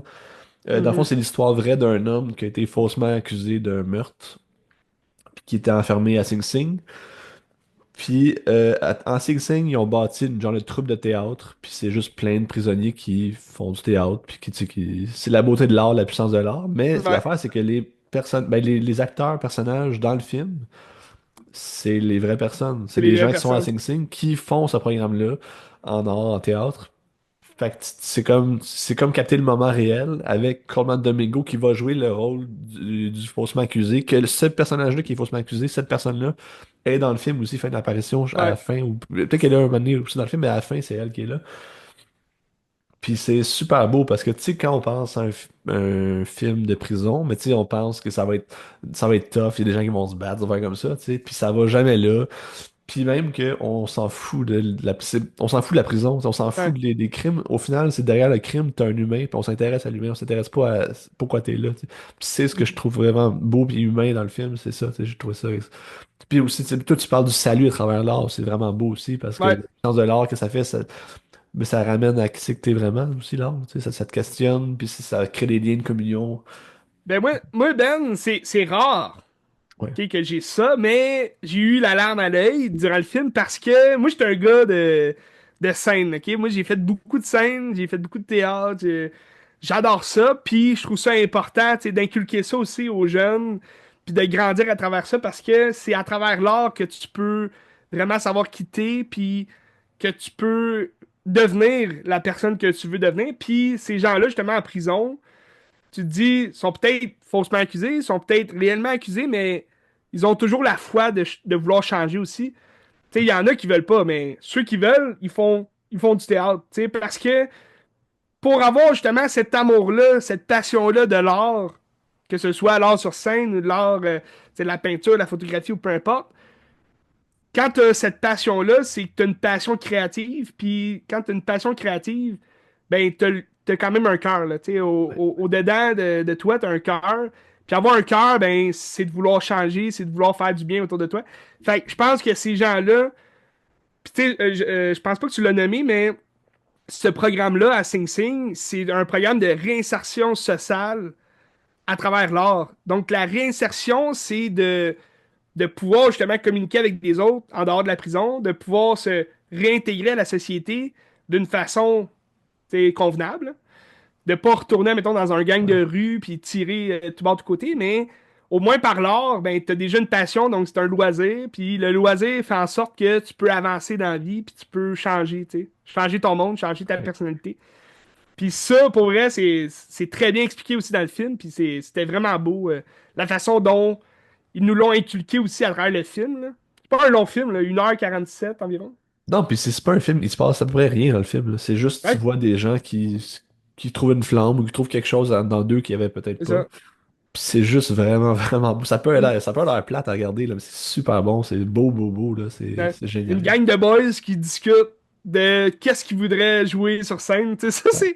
c'est vraiment hilarant, c'est bon, c'est. Ouais, ils disent on va faire un fuck Shakespeare on est puis là, ils disent tout plein de petites affaires. Le gars il va créer une pièce avec l'amalgame de tout qui marche moyen, mais c'est le fun C'est ça, pareil. Peter Pan, Peter Pan, Hamlet, t'as toutes sortes de personnages. Ben, c'est ça aussi, c'est que tu peux créer à partir de rien, tu sais. Tu peux créer Ouais. tout. Moi, c'est ce C'est que je trouve vraiment beau, beau. c'est de trouver l'humanité derrière. Tu sais, Ouais. je vais en parler dans une couple de semaines, mais justement, j'écoute Empathie en ce moment sur Crave. Mhm. Il reste 2 épisodes à sortir, ce jeudi puis l'autre d'après. Mais c'est ça aussi, c'est qu'au-delà de la personne a fait quelque chose de mauvais peut-être ou elle est étrange, mais au-delà de ça, il y a un humain derrière. Puis c'est de s'intéresser à cet humain-là, pas à l'image qu'elle est Ouais. devenue, mettons. Tu sais. Puis Sing Sing, c'est ça. Puis je trouve ça tellement beau. Tu sais, ça me touche. Puis Ouais. à travers tout ça, ben, il y a des amitiés aussi qui se créent, tu sais. Ouais. Quand la personne sort de prison, ben là, au moins tu as un ami sur qui compter. Ouais. Ok. C'est sur Crave, checker ça. Ça vaut le Ah, tu l'as vu détour, sur absolument. Prime? Moi, je l'ai vu sur Prime Video. Ah oui, c'est sur Prime, je l'ai vu d'abord. Ok. Pour être sûr. Moi, je l'ai vu Ouais, sur ouais. Prime. En anglais seulement, par exemple. Je sais pas si quelqu'un déteste écouter les films en anglais, mais ça s'écoute super bien quand même, avec des sous-titres. Ouais. Oh, ouais. C'est pas un film compliqué. Non, pis c'est pas un film. Moi, c'est parce qu'au début, quand j'ai vu sortir au cinéma, ben, il jouait pas dans mon coin anyway, là, mais Sing Sing, je me disais, bon, une gang de boys en prison, ils vont chanter, tu sais. Fait que là, je m'attendais à une comédie musicale, c'est pas du tout ça, tu sais. Non, j'ai été surpris, tu sais. Moi, J'ai écouté un autre film. ouais, vas-y, vas-y, vas-y. Ouais, ben, tu Après. veux. Ok. Vas-y, je vais Ben, moi, c'est arrêter. parce que j'ai écouté avant d'écouter Sing Sing, puis c'était vraiment. C'était même pas, genre, calculé, mon affaire, mais j'ai regardé un autre film de prison, là, entre guillemets. If Bill Street could talk. Ouais. Puis on avait déjà parlé dans le podcast, tu me l'avais bien vendu le film de Barry Jenkins. C'est un couple qui se bat un peu pour se maintenir ensemble parce que l'homme, c'est un couple de noirs, là, afro-américains. Puis l'homme va se faire arrêter. On se retrouve dans les années peut-être 50, 60, peut-être même plus tard, le 70. Mais le noir va se faire. L'homme dans le couple va se faire arrêter et emprisonner pour un crime qu'il n'aurait pas commis, supposément, parce qu'il est accusé de viol envers une femme latina, colombienne, brésilienne, quelque chose comme ça. Fait que là, c'est le combat, dans le fond, de sa jeune femme avec sa mère à elle, puis tu sais, toute sa famille qui vont essayer d'aller appâter justement la victime qui aurait mal vu la personne, qui l'aurait pointé et tout. Puis aussi de se combattre avec les avocats et tout pour le faire libérer tu sais, de prison. Puis à travers ce combat-là, ben, tu as tout justement leur histoire d'amour du début. Puis là, tu vois tout le temps le passé, de qu'est-ce qu'ils ont fait. Puis moi, c'est la façon dont c'est raconté. C'est très poétique comme film. C'est C'est très. c'est Barry Jenkins, hein, je trouve qu'il y a une sensibilité là. Oui, Tu sais, Moonlight, pour moi, c'est un film parfait, là. Tu sais, ouais, on retrouve mais un tu peu vois, ça. moi, Moonlight, ça m'avait un peu endormi la façon dont. Tu sais, je m'emmerdais un peu dans Moonlight. Ben, tu l'as-tu vu deux fois? Non, je l'ai vu une fois. Voyez deux fois. Je te dis. Faudrait que je le réécoute. Ouais. Faudrait que je le réécoute parce que je trouve if Bill Street Could Talk, je trouvais avec la musique puis la façon dont tu sais, c'était monté, le scénario Ben, était beau, tu sais. aussi, Beale Street, c'est en Louisiane, je pense. Puis c'est Oui. tout l'aspect jazzy aussi, on le retrouve, là. Ça, c'est Mhm. vraiment le fun. Ouais. Et t'as euh, Coleman Domingo, c'est ça? Coleman Col- Domingo. Coleman Domingo. Qui joue le père, justement, de la fille. Donc, lui aussi, tu sais, avec le père du gars, tu sais, c'est comme deux amis qui sont finalement tombés amoureux. Fait que là, c'est les familles qui sont ensemble aussi. Puis, tu sais, les deux pères travaillent ensemble pour voler du stock, pour faire de l'argent. Puis, tu sais, c'est une belle histoire, je trouve. Mais c'est une histoire qui reflète la prison, puis l'espèce de... Il y a Le de système l'espoir. judiciaire infini, là, dans le fond. Il y a quand même de l'espoir, pareil, dans le film. Si je me souviens bien, ça fait longtemps que je l'ai vu, là. Ouais, il y a de l'espoir, là. Ouais. Ouais. Mais dans le fond, là, c'est ça, c'est que elle va annoncer, dès le départ, dans le fond, elle va annoncer qu'elle est enceinte. Fait que là, c'est comme un punch de plus que Christy, il faut se donner à fond pour le faire sortir, parce qu'elle est enceinte. Tu sais. Ouais. Bref. Je vous le conseille. Moi, je l'avais tapé à la télé, c'était quand même un bout. Je sais pas où vous pourriez voir ça. Peut-être sur Prime, il est gratuit. Un peu, je vais aller voir. Pas Voilà. sérieux. Euh, ok, ben moi, je peux continuer. Je vais aller voir en même temps, là, mais je peux continuer Ouais. avec un film qui est connexe à ça. C'est Nickel Boys, que tu as déjà parlé. Mhm. Il est sur Prime Video, Beale Street. OK, bon. Ok. Bon, Nickel Pickle Boys Boys, aussi. oui, un film de Ramel Ross. Quand j'ai commencé le film, je capotais, j'étais comme, oh my god, c'est fucking extraordinaire ce film-là. Hmm. Mais je trouve que le film est tout croche, puis ça perd éventuellement, ça reste super bon, là, c'est pas ça que je dis. Ouais, Dans le fond, c'est que tu suis deux amis des années 60, vers la mort de Martin Luther King, parce que tu vois des discours des fois, puis ça se passe au temps de la ségrégation, puis c'est vraiment de vivre la ségrégation de l'œil, ben, de ton œil à toi, dans le fond, parce que c'est filmé en première personne. ouais. Moi, ça m'a gossé tellement, là, ça Moi m'a aussi. tellement gossé. Je trouvais que ça servait à rien, là. Ou ça, Moi tu sais, aussi, j'ai été gossé. Ben, c'est sûr, au fil du temps, tu t'habitues, là. Tu sais, comme tu l'écoutes, mais moi aussi, au début, j'étais comme, Christy, ça va être long, c'est ça tout le long, tu sais. ben, au moins il l'assume, puis qu'il va jusqu'au bout. Puis ça, c'est Ouais. intéressant parce Mais, qu'on a, mais tu on a jamais vu changes ça. aussi de personnage. Oui, pourquoi? Au milieu du film, là. Ça sert à rien, là. Moi, Ouais. Mais Mais, moi aussi, ça m'a un peu gossé. mais il y a ça aussi. En même temps, c'est le fun parce que oui, il l'assume. Puis je pense que c'est un film qui va rester dans les annales, puis qu'on va se rappeler parce Oui. que, un, il y a ça, puis ça existe pas ailleurs de ça. Puis je pense pas que ça va réexister parce que ça sert à rien de faire ça. Puis je trouvais que au niveau de l'histoire, ça se perd. C'est un peu, tu sais, c'est 2h15, 2h20, Hmm. puis ça se perd, c'est comme un peu tout croche. J'aurais coupé ça une 45 peut-être, puis juste comprendre. Parce que dans le fond, ces gars-là, ils s'en vont dans des écoles de réforme Ouais. aux États-Unis, des années 60 en Floride, je pense que ça se passe. Puis c'est vraiment de comprendre cette réalité-là, où est-ce que dans le fond, au début, c'est super beau de dire j'ai pas l'argent pour l'école, puis je m'en vais là, c'est gratis, mais au final, tu deviens une espèce d'esclave un peu, puis t'as comme Ouais. les blancs et les noirs qui sont séparés, puis c'est assez violent, puis. C'est la violence systémique qui est mise en image, que ça fait mal à regarder, mais c'est une réalité qui est. J'imagine que ça n'existe plus, mais en tout cas, le racisme existe encore, puis il faut le comprendre, puis il faut le voir, puis faut pas se fermer les yeux devant ça. Puis le film est efficace, c'est super bon. J'aurais aimé ça, que ça soit. Ben, tu sais, comme le style, j'aurais aimé ça qu'il soit différent, mais qu'est-ce que tu veux? Ben, tu sais, de commencer de cette façon-là, ça m'aurait pas dérangé, mais peut-être, tu sais, déroger un moment donné, tu sais. Ben, tu sais, c'est comme quand on parlait de adolescence. Pour moi, Ouais. adolescence, le style est efficace, mais avec parcimonie. Puis là, c'est juste qu'il devient banal à cause qu'il est tout le temps Ça, tu sais, là. pour Puis qu'il certains est. épisodes, c'est vraiment écœurant, pour C'est ça. d'autres, c'est long, puis... C'est ça. Mais je Ouais, je pense suis pas... d'ailleurs, c'est Plan B qui est producteur derrière ça, qui est Brad Pitt. Il me semble Plan B est producteur sur adolescence aussi, si je me trompe pas. Ça se peut, ouais. Il y a Brad Pitt Parce qui est comme qu'il un est gamique. ami aussi avec l'acteur principal, là, de... Tu sais, le père, là, dans Ah, l'adolescence. Stephen Graham, là. Ouais. Ouais, je Ouais. pense qu'ils sont amis proches, quand même. Mais ça veut dire que Brad Pitt, il a genre une fascination pour les gamiques techniques, ça va rien. Fait que je sais Brad pas. Pitt, fin juin, Brad Pitt, il conduit des F1. C'est vrai, c'est vrai. Ah, ça a l'air. Ça m'intéresse pas, là, mais ça a l'air quand même efficace, là. Va voir le film. Je sais pas. Écoute Top Gun Maverick avant. Peut-être. Mais en tout cas, Bref, puis Nickel Boys, on le il y a beaucoup conseille. d'images d'archives aussi que Oui. c'est vraiment le fun. C'est très immersif, là. Mais moi, Je vous le c'est surtout conseille. moi, c'est les 20 dernières minutes qui m'ont vraiment Ouais, époustouflé ouais. aussi. Tu sais, c'est comme la fin de l'histoire un peu, là. Genre la fuite, là. Ouais. Ouais. Il y a juste. Moi, c'est l'alligator, là. Il rêve tout le temps, on dirait, d'un alligator Ouais, partout, là. ouais. Ben, c'est un message subliminal, là, on dirait, mais. Ben, c'est sûr que Pas l'alligator est pas gros. dans la pièce, là, on s'entend, là. Non, non, non, c'est ça.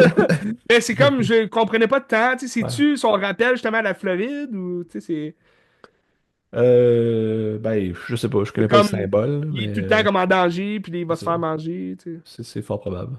C'est fort Ça doit être probable. ça.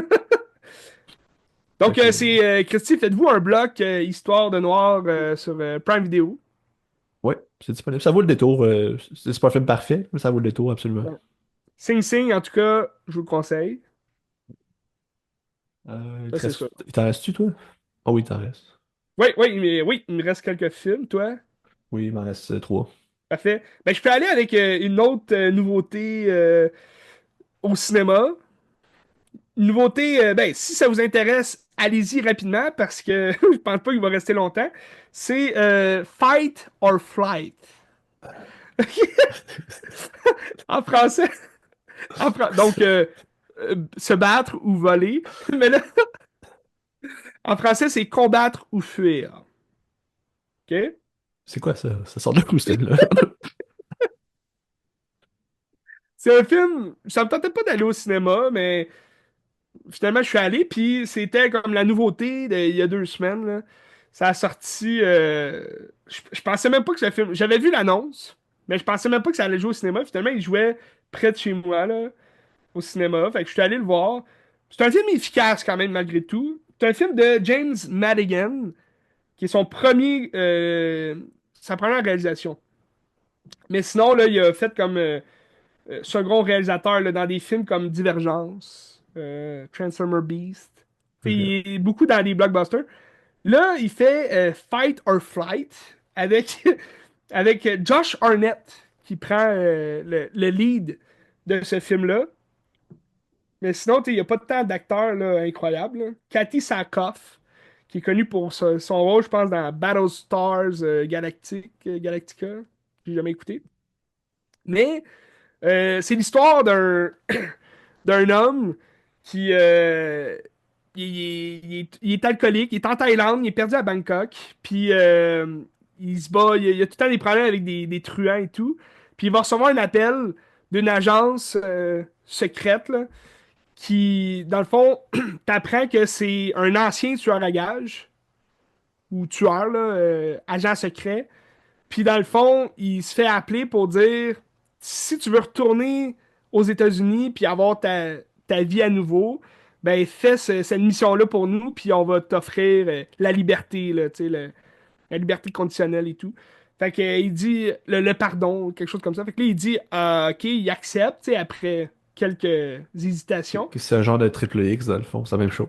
Un genre de, un genre de triple X, mais dans le fond, ça va ressembler beaucoup. C'est la même histoire que Bullet Train Ok.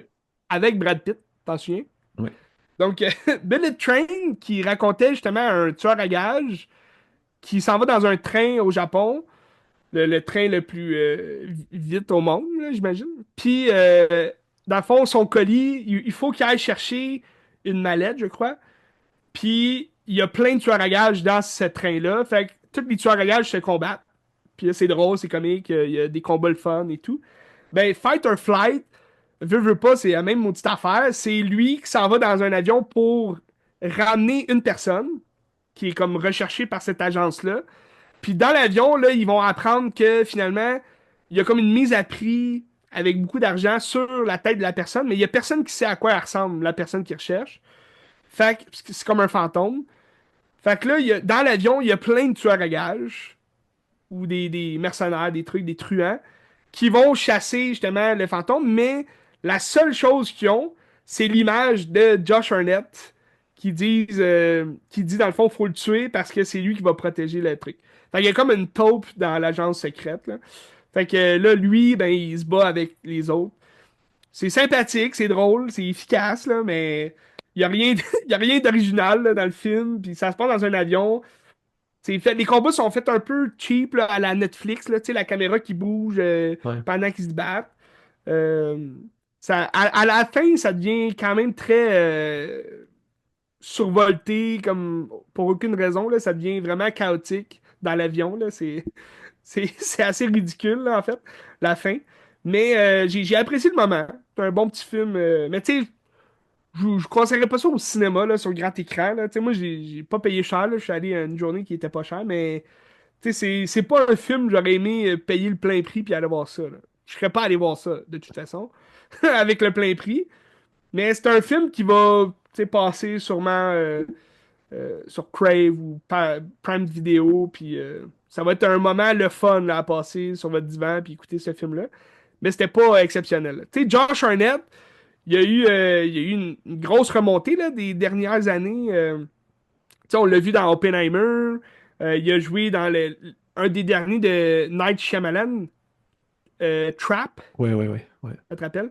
ouais. Le film était pourri, mais lui, il avait un bon rôle. Tu sais, il jouait un psychopathe, puis tu sais, il jouait super bien. Là, dans ce film-là, il joue encore une espèce de malade mental un peu. Là, il se bat, puis tout. Il est drôle, mais tu sais, c'est pas le rôle qui va le faire tu sais, reconnaître là, par les Oscars, ou je sais pas quoi. Là. C'est sûr que non, par l'Académie. Mais il est le fun. Tu sais, il est le fun dans le film. À un moment donné, il prend comme de l'acide, ou quoi de même. Là, il prend genre une espèce de drogue. Puis là, il vient capoter. Puis là, il voit des licornes. Puis là, il se bat. Puis il y a plein de sang partout. En tout cas, c'est quand même sanglant. Le film, il est le fun. Mais sans plus. Tu sais, je veux dire, c'est un copier-coller de Bullet Train. Même ses cheveux, tu sais, il a teint ses cheveux en blond. Puis c'est comme Brad Pitt, tu sais, ses cheveux longs blonds. En tout cas, ça ressemble pas mal à Bullet Train. Mais j'ai préféré Bullet Train. En parlant de Brad Pitt, je peux faire un petit passage. Ben oui, vas-y donc. Parce que la saison 3 de Complètement lycée est sortie vendredi. Je l'ai fini en fin de semaine. Et Puis, ben, tu sais, Complètement lycée, c'est une pastiche de genre de One Tree Hill, ce genre de série-là un peu cheapette ouais. avec un doublage Toi français aussi, dégueulasse, là. Ouais, genre, c'est ça. Newport Beach. Tu passes dans une école secondaire, puis il y a des trames qui se peuvent pas, tu sais. Ouais. Puis, là, il y a des épisodes pastiches de David Fincher, dont Fight Club. Fait que c'est ça, Hmm. le lien de ça. Puis OK. c'est encore aussi drôle que c'était. Puis c'est la dernière saison parce que ça finit que ben là, ils finissent l'école. Donc Hmm. c'est ça. Ben, c'est encore drôle, les frères Scott qui ont fini l'école en, en saison 4, puis Christy, ça s'est continué jusqu'à 7 8 saisons. C'est Ben ça se pourrait que ça continue, peut-être, là, on sait pas, là, mais à suivre. tu sais, il n'y a plus d'histoire, là, tu sais, là, c'est terminé, puis la boucle est bouclée.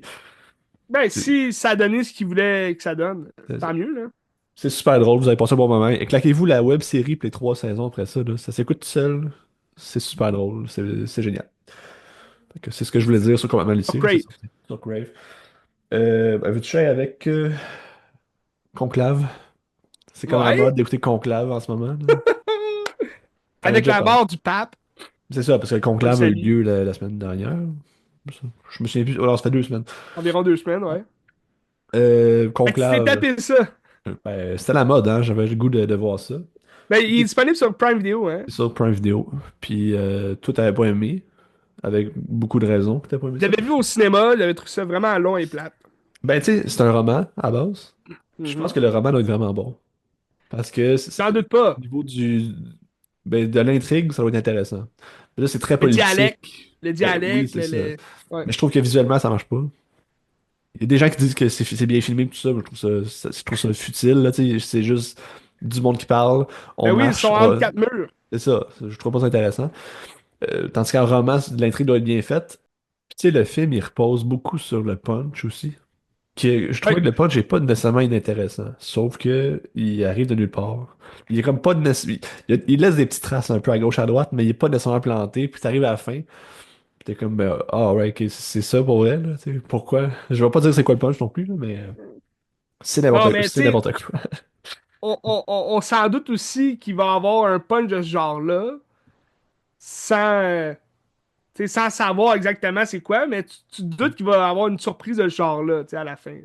Oui, parce que dans le fond, c'est comme des games politiques, de comme là, il y a un qui mène, qui est plus conservateur, puis ils disent, on n'aime pas ce gars-là, on veut pas que ce soit lui. Fait que là, il y a comme un autre qui est le Tremblay, quelque chose Tremblay, qui est genre Ouais. le cardinal Ouellette, un peu, là, tu sais, qui est un pédophile, puis là, John did go. c'est ça, c'est un Québécois, c'est un Québécois, dans le fond. Tu sais, le pape, là, c'est un Québécois, quasiment, lui qui est nouveau, là.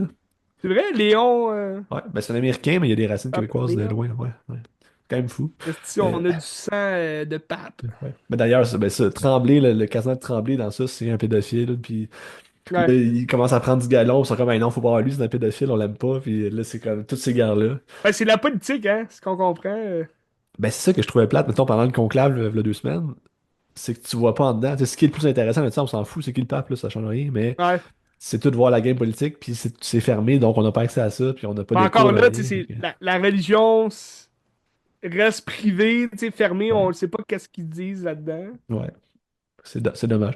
Mais tout Ouais. ça pour dire, conclave, j'ai trouvé ça extrêmement long, extrêmement pénible à regarder, puis Hmm. pas nécessairement intéressant. Parce que je trouvais que tous les enjeux qui étaient amenés, c'était banal. Tu sais, toutes les affaires de Moi, conservateurs, des affaires comme ça. Puis je suis comme, ben oui, la c'est ça. soundtrack m'a tapé ses nerfs, man. Oui, mais c'est-tu le même compositeur que l'autre? Je J'imagine que pense que oui, là. c'est la même, hein, que son premier film, là, qui est sorti. Pas son premier Ouais. film, mais son. À l'ouest, rien de À nouveau. l'ouest. Ouais. Ouais. All Quiet on the Western Front. Ouais, c'est ça. Mais Conclave, je sais pas, les gens ils capotent avec ça. Moi, je trouvais ça pénible. Je le conseille pas nécessairement, mais tu sais, Moi non plus, j'ai pas compris ouais. pas compris la grosse. Tu sais, les acteurs sont Bon, bons, bon, là. oui, les Bob acteurs sont Vienne bons. est exceptionnel, mais Ouais. sans plus. Puis tu sais, la fin est provocatrice. C'est le fun. C'est le fun. Oui. Je trouve ça Ouais. provoque, mais tu sais, ça compte pas le reste, là, tu sais. C'est vrai. Fait que c'est ça. Conclave, je vous le conseille pas. That's true. Sur Prime, je vous le conseille pas. Euh, c'est euh, c'est l'heure que je te parle d'un film aussi sur Prime Video que j'ai pas aimé. Tu sais, j'ai donné la même note que Conclave, 2,5. Donc, pas complètement de la dompe, mais j'ai pas aimé ça. C'est Better Man. Ah oui, le biopic avec un singe, là. Oui, le biopic de Robbie Williams. Mais moi, je l'ai payé là, sur Prime Video. Fait Ok. qu'il est pas gratuit. Un petit 5$, là, ça m'a pas coûté cher. Mais j'avais goût de le voir parce que, bon, je me faisais quelques biopics musicales depuis quelques temps. Euh, C'était meilleur quand même que Bob Marley, One Love. Sur Netflix, t'as Bob Marley, One Love. Que ça, j'ai pas pogné partout. Ah ben Ben, l'affaire, je là, pense. c'est qui Robbie Williams? Ben, c'est ça, moi, je le connaissais pas. Robbie Williams, j'avais déjà entendu son nom, mais je le connaissais pas, tu sais. Puis, c'est au début des années 90, il a comme commencé à chanter dans un Ben's Club, c'est un peu à la Backstreet Boys, mais européen, là. Ok. Et ça se passe en Europe et tout, puis à Londres, je crois, là, londonien. Puis c'est un Ben's Boy, là, tu sais, ils chantent des chansons plus sexuelles aussi. Tu sais, ils ont commencé à faire leur carrière dans, je me rappelle plus c'est quoi le nom là, de leur band, mais ils faisaient carrière dans des clubs homosexuels, là, des clubs gays. Fait que là, tu sais, ils dansaient, puis là, ils portaient du cuir serré, puis tout le kit, là. Fait que là, ils ont commencé après ça avec, tu sais, vraiment les fans, puis là, les filles embarquaient, puis là, tu sais, c'est devenu populaire, mais lui, c'est un peu une tête brûlée, tu sais, il écoutait pas vraiment ce qu'on lui disait de faire, puis il a joué solo plus, fait que là, le Benz Boys, ils l'ont mis dehors. Fait que là, lui, après ça, il est tombé dans l'alcool, dans la drogue, puis là, il a refait surface seul, puis là, il a fait comme dans le fond, sa carrière seule, là, après ça, solo. Tu sais, il s'est trouvé une femme qui, elle, était dans une band girl. Fait que, tu sais, elle chantait aussi, mais là, il était comme jaloux un peu de sa carrière à elle. Puis là, ils ont comme sacrifié un enfant. Il était censé avoir un enfant, mais là, elle pouvait pas parce que son groupe devenait big. Fait que là, il était dépressif après ça, par la suite. Mais c'est un film. C'est un film de Michael Grassi qui a fait The Greatest Showman, Ok. qui était très très bon comme film avec Hugh Jackman, Zac Efron. Là, tu sais, c'est une comédie musicale, mais qui était très originale, puis les tunes, je les aimais. Fait que j'étais quand même curieux de voir ce film-là, Better Man. Moi, ce qui me chicotait, puis je me disais, what the fuck, c'est que Robbie Williams, dans le film, c'est un singe. Donc, il a l'apparence d'un singe. Là, c'est un singe en CGI. Pas toujours clean, là, mais c'est correct. Là, mais il n'y a aucune explication, tu sais, dans le film, pourquoi c'est un singe.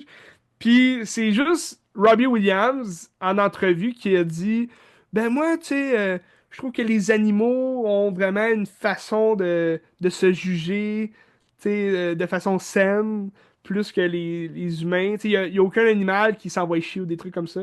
Fait que là, il dit, moi, je me suis toujours vu comme un singe parce que tu sais, j'ai été rigolo et tout, mais j'aimerais ça être un singe parce que je me ferais pas juger. En tout cas, des trucs comme ça vraiment cave.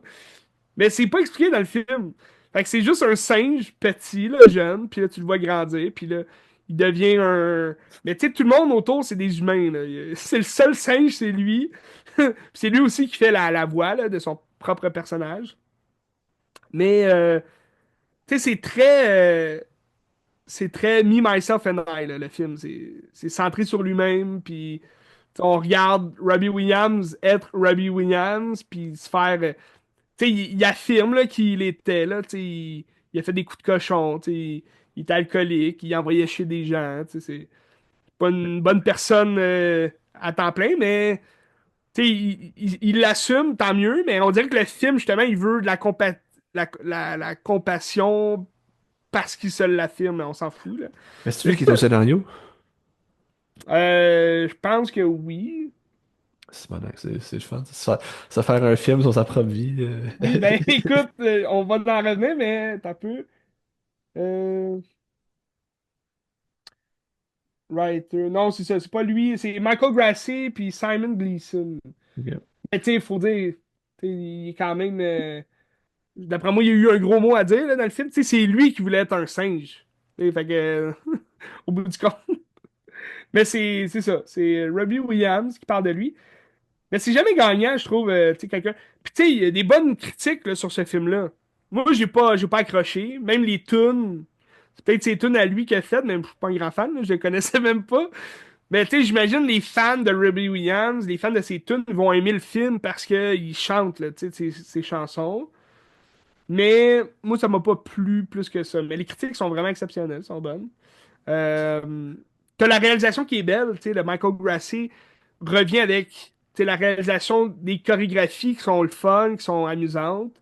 Puis c'est pour ça que je dis, tu sais, c'est plus entraînant, mettons, qu'un Bob Marley One Love. Parce que Bob Marley, son histoire, tu sais, il parle plus de la situation politique dans laquelle il se trouvait, là. Tu sais, lui, il prônait la paix, il prônait, tu sais, toutes ses chansons parlent de paix et d'amour, mais tu sais, il était dans un conflit de guerre, là, tu sais. Fait que, mais le film en tant que tel de Bob Marley, il est plate, là, tu sais, il se passe rien, puis on fait juste le suivre, écrire des chansons, puis ah, je vais prendre un petit joint, puis One Love. Fait que, tu sais, Bob Marley. Mais Better Man, au moins, il y a une certaine chorégraphie, tu sais, il y a une réalisation qui est le fun à regarder. Mais la fin, pour moi, est complètement ridicule, là. Je veux pas trop en dire, mais tu sais, tout le long, son père, il est comme représenté comme une merde finie, là. Genre, il l'a laissé quand il était jeune, puis lui, son père, c'est comme un humoriste, là. Puis il adorait Frank Sinatra, fait qu'il chante, puis son rêve, c'était de chanter, mais tout le long du film, tu sais, il utilise son fils parce qu'il a de l'argent, il a du succès et tout, mais Tu sais, au final, on dirait qu'il remercie son père, mais en tout cas, c'est complètement ridicule pour moi, là. C'est cave. Mais tout ça pour aller chercher des larmes, j'imagine. Des larmes du public. Ah, Robbie Williams. Mais bref. Ce genre de film-là, ça me fait penser un peu à une nouveauté qui est présentement en cinéma. Hurry Up Tomorrow. Ouais, Un film de The Weeknd, réalisé par un gars quand même qui a fait, je me rappelle plus son nom, mais qui a fait dernièrement Wave, qui a quand même eu un succès là, quand même. Mais tu sais, c'est scénarisé, c'est produit par The Weeknd. ben, c'est Ça a son l'air rôle vraiment aussi, mauvais. c'est son histoire à lui, je Oui, c'est son pense. histoire. Ben, il paraît que c'est vraiment égocentrique, mais comme si tu rentres dans le psyché d'un artiste, je sais pas. Je Ben, sais les pas. critiques sont mauvaises en tout cas là, à date. Ouais. Mais Ouais. c'est ça l'affaire, c'est est-ce que c'est mauvais parce que le film est pas bon ou c'est mauvais parce que The Weeknd est pas bon? Puis c'est une histoire égocentrique, comme tu dis, puis que c'est. Parce que moi, de ce que j'ai vu The Idol sur Ouais. Crave, c'était aussi très. Tu sais, il jouait pas son propre rôle, là, mais tu sais, on dirait qu'il jouait un peu. Il surjouait, là, puis c'était comme, ah, regardez-moi, tu sais, je suis The Weeknd, puis j'étais comme, tabarnache. Tu sais, c'était long, là. Fait que si ça suit un peu cette série-là, c'est un peu mauvais, là. Mais j'ai vu j'ai vu des extraits, puis Astic, il joue mal. Il est pas, c'est pas un bon acteur, là. Il est très, très mauvais, puis tu sais, c'est pas parce que t'es un chanteur que tu peux te faire, là. Tu te calmes un peu. Tu te calmes. Une chance qu'il y a Jenna dans le film, il y a Barry Keoghan. Quand même des grands acteurs, mais pour moi, ça aide pas au film. Mais bref, Better Man, je sais pas si vous pourriez le trouver sur un streaming gratuit. Moi, je l'ai pas trouvé. Je pense qu'il est sur. Mais par la suite, j'ai vu, je pense qu'il est sur Club Illico gratuit. J'aurais Ok. pu l'avoir gratuit. Mais bon, c'est un film, regarde, on fait des sacrifices dans la vie. Donc, Robbie Williams, ça m'a pas. C'est pas un film qui m'a intéressé à aller chercher sa carrière, là, qu'est-ce que. Ses tunes et tout, là. Ça m'a pas flabbergasté à ce niveau-là. Mais peut-être que si vous voulez le connaître davantage, allez voir ça. Ben, il y a plusieurs biopics que j'ai beaucoup aimés, là, que je connaissais pas sur Crave. T'as Bessie, C'est quoi? qui est comme une chanteuse jazz, là. C'est joué par Queen Latifah. C'est un film de 2015. Mais c'est un film HBO, là. Fait Ok. que je pense qu'il était moins réputé un peu, mais c'était bien. C'était bien. Là, le prochain que je veux écouter, ben, il y en a deux là, qui me restent dans ma liste que je voulais écouter. C'est Respect Ouais. de Aretha Aretha Franklin. Franklin. Ça, il est sur MGM+. Ok. Je ne sais pas s'il est disponible sur Prime Video, mais moi j'ai MGM+, il est disponible là-dessus. Puis sinon, Complete Unknown, Bob Ouais, sur Dylan, Disney. Ouais. sur Que Disney+. Jacob, il nous conseille fortement. Ah oui? Bon, Jacob. Mais Jacob, il ressemble un peu à Bob Dylan. Tu sais, c'est un peu un. C'est un homme bizarre. C'est un homme bizarre. Mais, curieux de voir ça. J'aime Ouais. pas particulièrement Chalamet, mais curieux de voir ça. Donc, pour la musicalité, c'est ça qui arrive. Veux-tu check mon dernier film?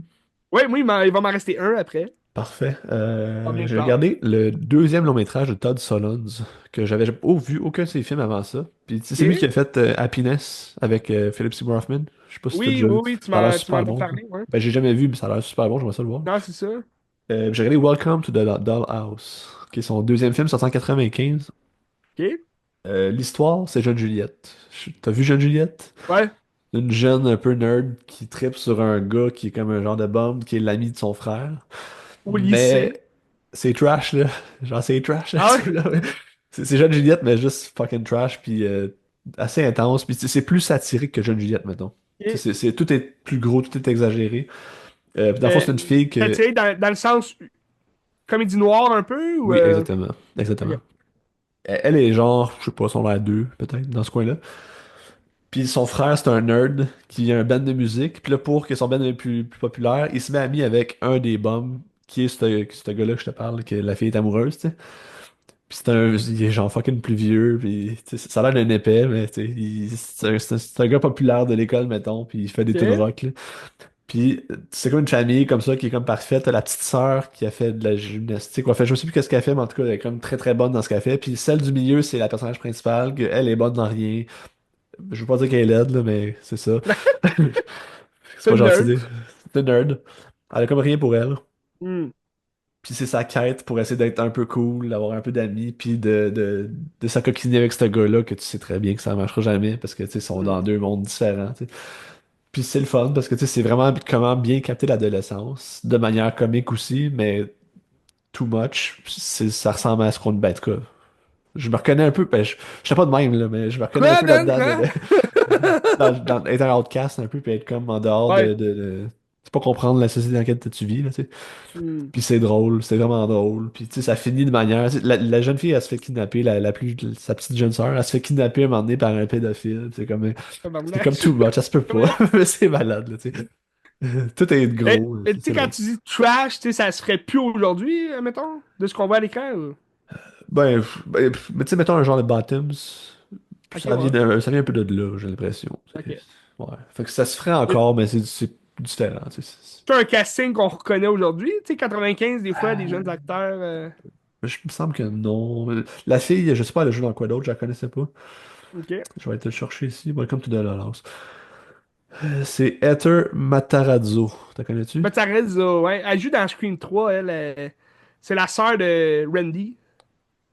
Ah, ok. Mais elle joue dans On, l'Auberge 2, elle joue on la dans voit dans le 5 aussi, là. Journal d'une princesse. Elle joue dans Wednesday, peut-être dans saison 2. Ah Euh, ouais, plus vieille, peut-être, ouais. Elle joue dans. Ouais, ouais, Scream 5. Mhm. Oui, ok. En tout cas. Elle joue c'est la personnage principale. T'as Mais c'est Christina. bon, elle paraît comme une nerd, ouais. Ouais, c'est ça. Je la reconnais. Surtout dans ses jeunes années, là. Sinon, t'as Brandon Sexton 3, Ok, je que connais je pas. connais pas. C'est tout du monde pas connu, là. Ok, Ok, ouais. intéressant quand même. Ça te donne-tu le goût de voir ses autres films à lui? Absolument, absolument. C'est En quoi tout cas, t'avais c'était vu de lui avant? rien. Rien. Ah, ok, t'avais rien vu. Happiness, j'aimerais vraiment ça le voir. C'était avec Philip Seymour Hoffman, c'était en 98. Il paraît que c'est Ouais. vraiment bon. Puis Hmm. ils l'ont en édition Criterion, mais il n'est pas sur Criterion Channel. Je sais pas s'il va l'être un moment donné, mais Ok, ça m'intéresse vraiment beaucoup. à suivre. Puis c'est ça. Je vous conseille Todd Solondz. Ça, C'est un c'était son cinéaste. deuxième, mais son premier, c'est quoi? Tu l'as-tu? Ouais, c'est un film qui est pas nécessairement connu non plus. Je Hmm. l'avais le titre ici. Qui s'appelle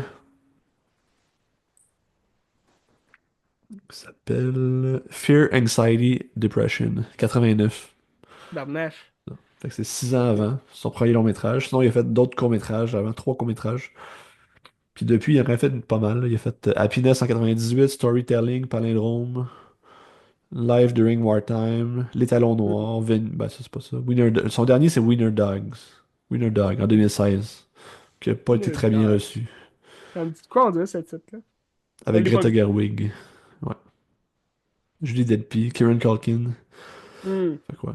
Mais je pense que le cinéaste à découvrir, il est assez intéressant. Il y a une plume Ah ouais? intéressante. Euh, Intéressant, cela. Welcome to the Dollhouse qui est disponible sur Prime Video. Prime Video, ok. Ok. Intéressant. Je te parle de mon dernier film, Ben. C'est un film à thème. Ok? On a manqué, on n'a pas fait d'épisode ce week-end-là, mais c'était la fête des mères. Oui. Il y a quelques temps. Je sais pas si tu as bien fêté ta mère. Ouais, ouais, tout à fait. Mais pour l'occasion, sortait un film sur Netflix qui se Ok. nomme Nona. T'as-tu entendu parler un peu de Nona? Ça a fait jaser quand même beaucoup, là. Je pense que j'ai pas entendu parler de ça, je sais pas. Je pense pas. Ok, moi, la journée même que c'est sorti, j'avais rien vu de ça, là, d'annonce ou peu importe, là, de sortie. Mais ma mère écoutait ça. Puis Ok. c'était le vendredi, genre. Ma mère écoutait ça, puis là, je me suis dit, ah, Christy, je vais l'écouter en même temps, tu sais, chez nous. Parce que c'est un film avec Vince Vaughn qui jase justement des mamans, des grands-mamans. Tu sais, les nonas, c'est les grands-mamans italiennes. Donc là, c'est Vince Vaughn qui, tu vois au début du film, c'est un jeune garçon qui s'en va comme à la pâtisserie du coin. Puis là, on est comme dans le coin italien du Bronx, puis tout, là. Puis là, il retourne chez eux avec sa mère, sa grand-mère qui cuisine, parce que là, c'est comme une festivité, là, c'est une fête chez eux. Puis il y a plein d'Italiens, puis là, tout le monde mange, puis tout le monde se goinfre, puis c'est délicieux. Puis là, tu vois sa grand-mère qui lui donne tu sais, qui lui explique qu'il faut vraiment que tu mettes ces feuilles-là comme ça, de telle façon, puis là que tu brasses de telle façon. C'est comme les secrets un peu de la cuisine des nonas. Puis là, lui, ben, après ça, on tombe au présent où c'est dépressif un peu chez eux, c'est des funérailles, puis sa mère est morte, puis là, t'apprends que, tu sais, il a perdu sa grand-mère aussi, il y a comme plus personne tu sais, de sa famille vivant, puis il y a comme une espèce c'est une espèce de zone de dépression qui arrive dans sa vie, puis il s'ennuie, tu sais, des repas que ses parents, sa grand-mère puis sa mère lui faisaient. Puis lui, c'est un garagiste, là, tu sais, il travaille dans un garage, dans un truc. Mais là, il y a de l'argent de sa grand-mère, de sa mère, puis avec comme 200 000 piastres. Puis là, ce 200 000-là, ben, il le met dans un restaurant qui va retaper sur l'île genre de Staten Island, là, où il y a un coin italien, là, où il allait quand il était plus jeune faire l'épicerie puis tout, puis c'est juste des Italiens qui sont là, puis ben, lui il habite pas dans ce coin-là, mais il ouvre un restaurant qui retape avec son meilleur chum, que là, il va engager juste des nonas pour faire la bouffe. Fait que là, le concept, ça va être, je veux qu'on mange, qu'on se sente comme chez nous, puis les repas de notre enfance, puis tu sais, je veux que ça soit des nonas qui cuisinent parce que c'est comme, tu sais, la bouffe de notre mère ou de notre grand-mère, c'est jamais pareil, tu sais, c'est jamais, c'est toujours meilleur que ce qu'on fait, nous. Fait que durant le film, c'est ça, t'as plusieurs grand-mères, des actrices qu'on connaît bien, là, Susan Sarandon, Lorraine Bracco, Talia Shire, qui revient, Brenda Vaccaro aussi. Puis, tu sais, c'est des grands-mères qui cuisinent. Puis là, au début, elles se battent ensemble parce qu'elles s'aiment pas. Mettons, il y a une Sicilienne, puis il y en a une autre qui vient de Venise ou je sais pas où. Puis, tu sais, là, ça se bat ensemble parce que ça vient pas de la même place en Italie, tu sais. Mais ça cuisine pas pareil. Mais c'est vraiment, c'est un film, je trouve, chaleureux. Ça fait du bien au cœur, puis c'est drôle. T'as un Vince Vaughn qui est quand même un peu effacé, dans le sens que il a un rôle plus tu sais, de façon nostalgique, plus là, il est pas là pour faire de la comédie. Tu sais, il est là pour installer l'histoire, mais tu sais, il sera pas la grosse figure. Tu sais, vraiment, ce qui est comique, c'est les grands-mères qui cuisinent ensemble, puis tu sais, là, on va voir toute la bouffe qu'elles font, puis tu sais, ça donne faim, là. Moi, j'ai mangé une tomate en regardant ce film-là. Tu sais, je me disais, Christy, j'ai le goût de manger de la tomate. Tu sais. Mais c'est vraiment un beau film, c'est le fun. C'est un film de Stephen Chbosky. Il a fait quoi? Lui, il a Sais-tu? fait. Ouais, ben, son meilleur film, selon moi, c'est The Perks of Being a Wallflower. Ah oui, mais c'était bon ça. Ah, ça, Ouais. c'était bon. Sinon, il a fait Wonder aussi, le petit gars des figurés, là, qui est Jacob Tremblay, Ouais. québécois. Il est pas québécois. Euh, Il est pas Pardon? québécois. C'est pas un Non, québécois. canadien, hein. Il vient de l'Ouest. Il parle français, je L'Ouest. pense, mais il vient de l'Ouest. Euh, Dear Evan Hansen, que j'ai pas vu. Ok. Pareil que c'est mauvais, ça. Mais bref. Nona, c'est sur Netflix. C'est très bon. Chaleureux. Écoutez ça avec vos mères, vos grands-mères. Ben, c'est un film, tu sais, c'était le fun pour le temps de la fête des mères, tu sais, saluer les grands-mères, puis la bouffe aussi, la, la nourriture. En parlant de Netflix, j'ai écouté Hitman Ouais, le de Richard Linklater. Linklater. Qui est à Cannes cette semaine avec Oui, nouvelle vague. Nouvelle Vague. Pas très bien reçu, mais en tout cas, j'ai hâte de voir Non, hein, pareil. c'est ça, j'ai vu Il des... y a un nouveau film de Linklater qui sort aussi au mois de septembre, je pense. Qui est autre chose que Nouvelle Vague, là. Ok, Mais je me rappelle plus c'est quoi. Ouais. aucune idée. Mais Hitman, j'ai pas haï ça. Je sais que toi, tu l'as pas très bien C'est aimé non beige. plus. C'est C'est c'est- bête, c'est ouais. beige, en esti, comme Ben, film, là. c'est que t'as le scénario d'un Richard Linklater, tu sais, la philosophie, toute l'espèce de spiritualité que tu peux retrouver dans tous ces films. Mais on dirait que la comédie ne fit pas dans ce Non. film-là. Tu sais, on dirait que ça se veut drôle, mais c'est pas drôle. Puis, tu sais, c'est peut-être le choix d'acteur aussi. Glenn Powell, il est pas tant, on dirait. Je l'ai pas senti à l'aise dans ce rôle-là, on dirait. Ouais. Pas comment le dire, mais tu sais, l'histoire d'amour entre Adria puis lui, tu sais, c'est bien, là. Je trouve Adria, elle rajoute de quoi au film. Adria Arioa, quelque chose comme ça. C'est une actrice qu'on voit de plus en plus. Formidable. Ouais, t'es Formidable bonne. Elle est actrice. bonne en plus. Ouais, ouais. Elle est jolie aussi. Elle est belle à regarder. Non, non, mais tu sais, elle rajoute de quoi dans le film. Mais c'est ça, sur Netflix, ceux qui veulent le voir, Richard Linklater, toujours le fun à regarder. Mais après ça, j'ai regardé, j'avais tapé un film québécois qui est Crépuscule d'un tueur. Oui. Raymond Saint-Jean, c'est ça? Sais-tu ça? Raymond Saint-Jean, exact.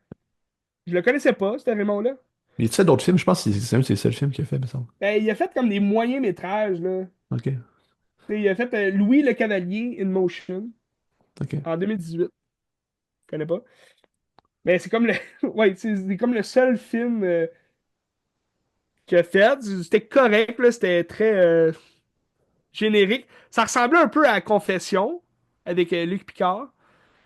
Mais, tu sais, un peu plus rock and roll, là. Tu sais, il y a plus de sang, plus de. Tu sais, ok. c'est un tueur à gages, là, des années 70, 80. Il se fait comme. Il se fait un peu trahir, si tu veux, par son boss. Fait que là, il se fait comme pourchasser par son boss. Puis au final, il a comme le choix de parler aux fédéraux ou non, là. Fait que. Il est on the road. C'est pas particulièrement exceptionnel comme film, là, mais c'est une belle ride, là. Tu sais, c'est le fun à regarder. Ça jouait à Radio-Canada. Fait qu'il va peut-être rejouer. Ben, il Puis doit être sur dans la même tout.tv. semaine. Il doit être sur Pardon? tout.tv. Il doit être sur tout.tv s'il était à Ah, Radio-Canada. possible, ouais, possible. Dans la même semaine, il y avait Louis Cyr qui jouait Ouais, à Radio-Canada aussi. ouais. Je l'ai réécouté. Moins bon que dans mon souvenir. Un peu plus long aussi. Ça raconte l'histoire d'un homme. Je sais que toi, tu l'avais pas aimé. Ben, ça, c'était correct, là. Mais c'est ça. Mais c'est parce que moi, j'avais écouté il y a quelques semaines La Bolduc Ouais, et La Cordonnière. Puis tu sais, La Bolduc, c'est un peu comme Louis Cyr, hein. C'est une femme Ben, c'est l'histoire, là, je parle, là. ouais. Et tu suis l'histoire d'une femme qui était rien, puis que là, finalement, elle a su comme capter l'attention des gens avec son talent, qui était sa voix, puis la façon de chanter et tout. Ben, qui Puis était comme tu le malgré elle disais, aussi, hein. C'est pas nécessairement ce qu'elle voulait non plus, là, tu sais. c'est ça. Puis comme tu disais, il y a une belle touche de tu sais, le féministe à cette époque-là Ouais, aussi qui vient rajouter au film, qui est plus intéressant, mais on parle quand même de la Bolduc. ouais, Contrairement à, c'est un autre film, c'est le même réalisateur, François Bouvier, ouais. qui vient faire La Cordonnière, quelques années après, 2023. Puis La Cordonnière, j'ai aucune idée ça parlait de quoi, là. Une cordonnière, j'imagine. Mais là, c'est de Victoire Dussault, la famille Dussault que je connais zéro. Tu connais ça, la famille Non. Dussault? Je connais zéro, puis le film me fait pas tant connaître la famille Dussault, là. Tu sais, ça raconte l'histoire de Victoire elle va fabriquer une chaussure pour femmes, qui est un genre de talon haut en cuir. Puis là, elle va comme devenir de plus en plus populaire, mais ça, là, c'est dans les 20 premières minutes du film. Là, après ça, ben, c'est Rose-Marie Perrault qui Ouais, joue Victoire, plus jeune.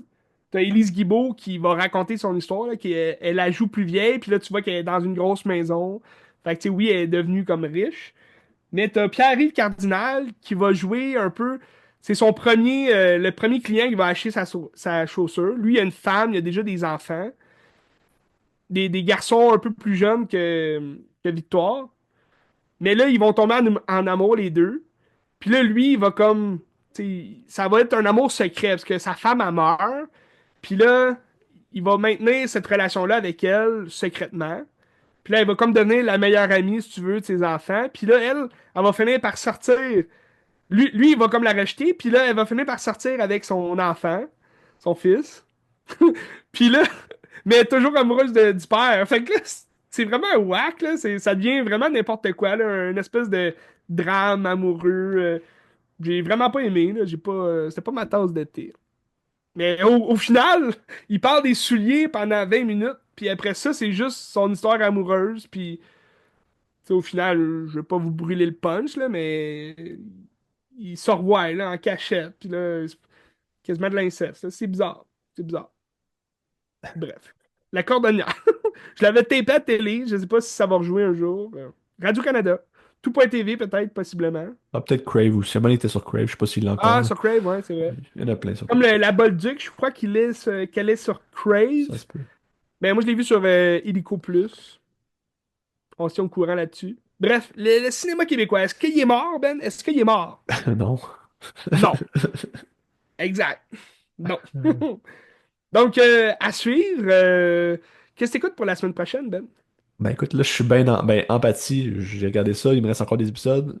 Ouais. On va en parler, mais je vous dis, regardez ça parce que c'est fucking extraordinaire, c'est grandiose pour vrai, là. Et, C'est... wow. Tu sais, je parlais de X13 l'autre jour que c'était bon, mais c'était pas du Hmm. calibre des tourneaux puis de l'âne. Ouais. Ça, c'est du calibre, les tourneaux de l'âne. Je vous dis, Ah là, oui, ok. c'est extraordinaire. C'est C'est fucking bon. intéressant. Ouais. Il y a toujours The Last of Us aussi, saison 2 sur Crave, qui termine, je crois, qui a terminé cette semaine. Andor, saison 2 également, qui terminait la semaine dernière. J'ai pas fini encore, mais possiblement le prochain épisode. Puis là, on a des grosses nouveautés qui sortent, Ben. On a Lilo et Stitch live action. Mission Impossible, j'ai pas vu des bons commentaires à date. Je Et sais pas Mission si. Impossible, qui, ouais, c'est ça, les commentaires sont partagés en ce moment. Ouais. Je vais aller le voir, faire ma propre idée, Ben. Ouais. Bref. C'est un 2h50, hein. Fait que, Oh, c'est long, c'est bon. oui, c'est le plus long de la gang. Fait que, moi, les commentaires que j'ai vus, c'est qu'il y a un peu, tu sais, c'est du parlage surtout. Mais moi, si ça termine bien la franchise, tant mieux. C'est juste ça que je demande.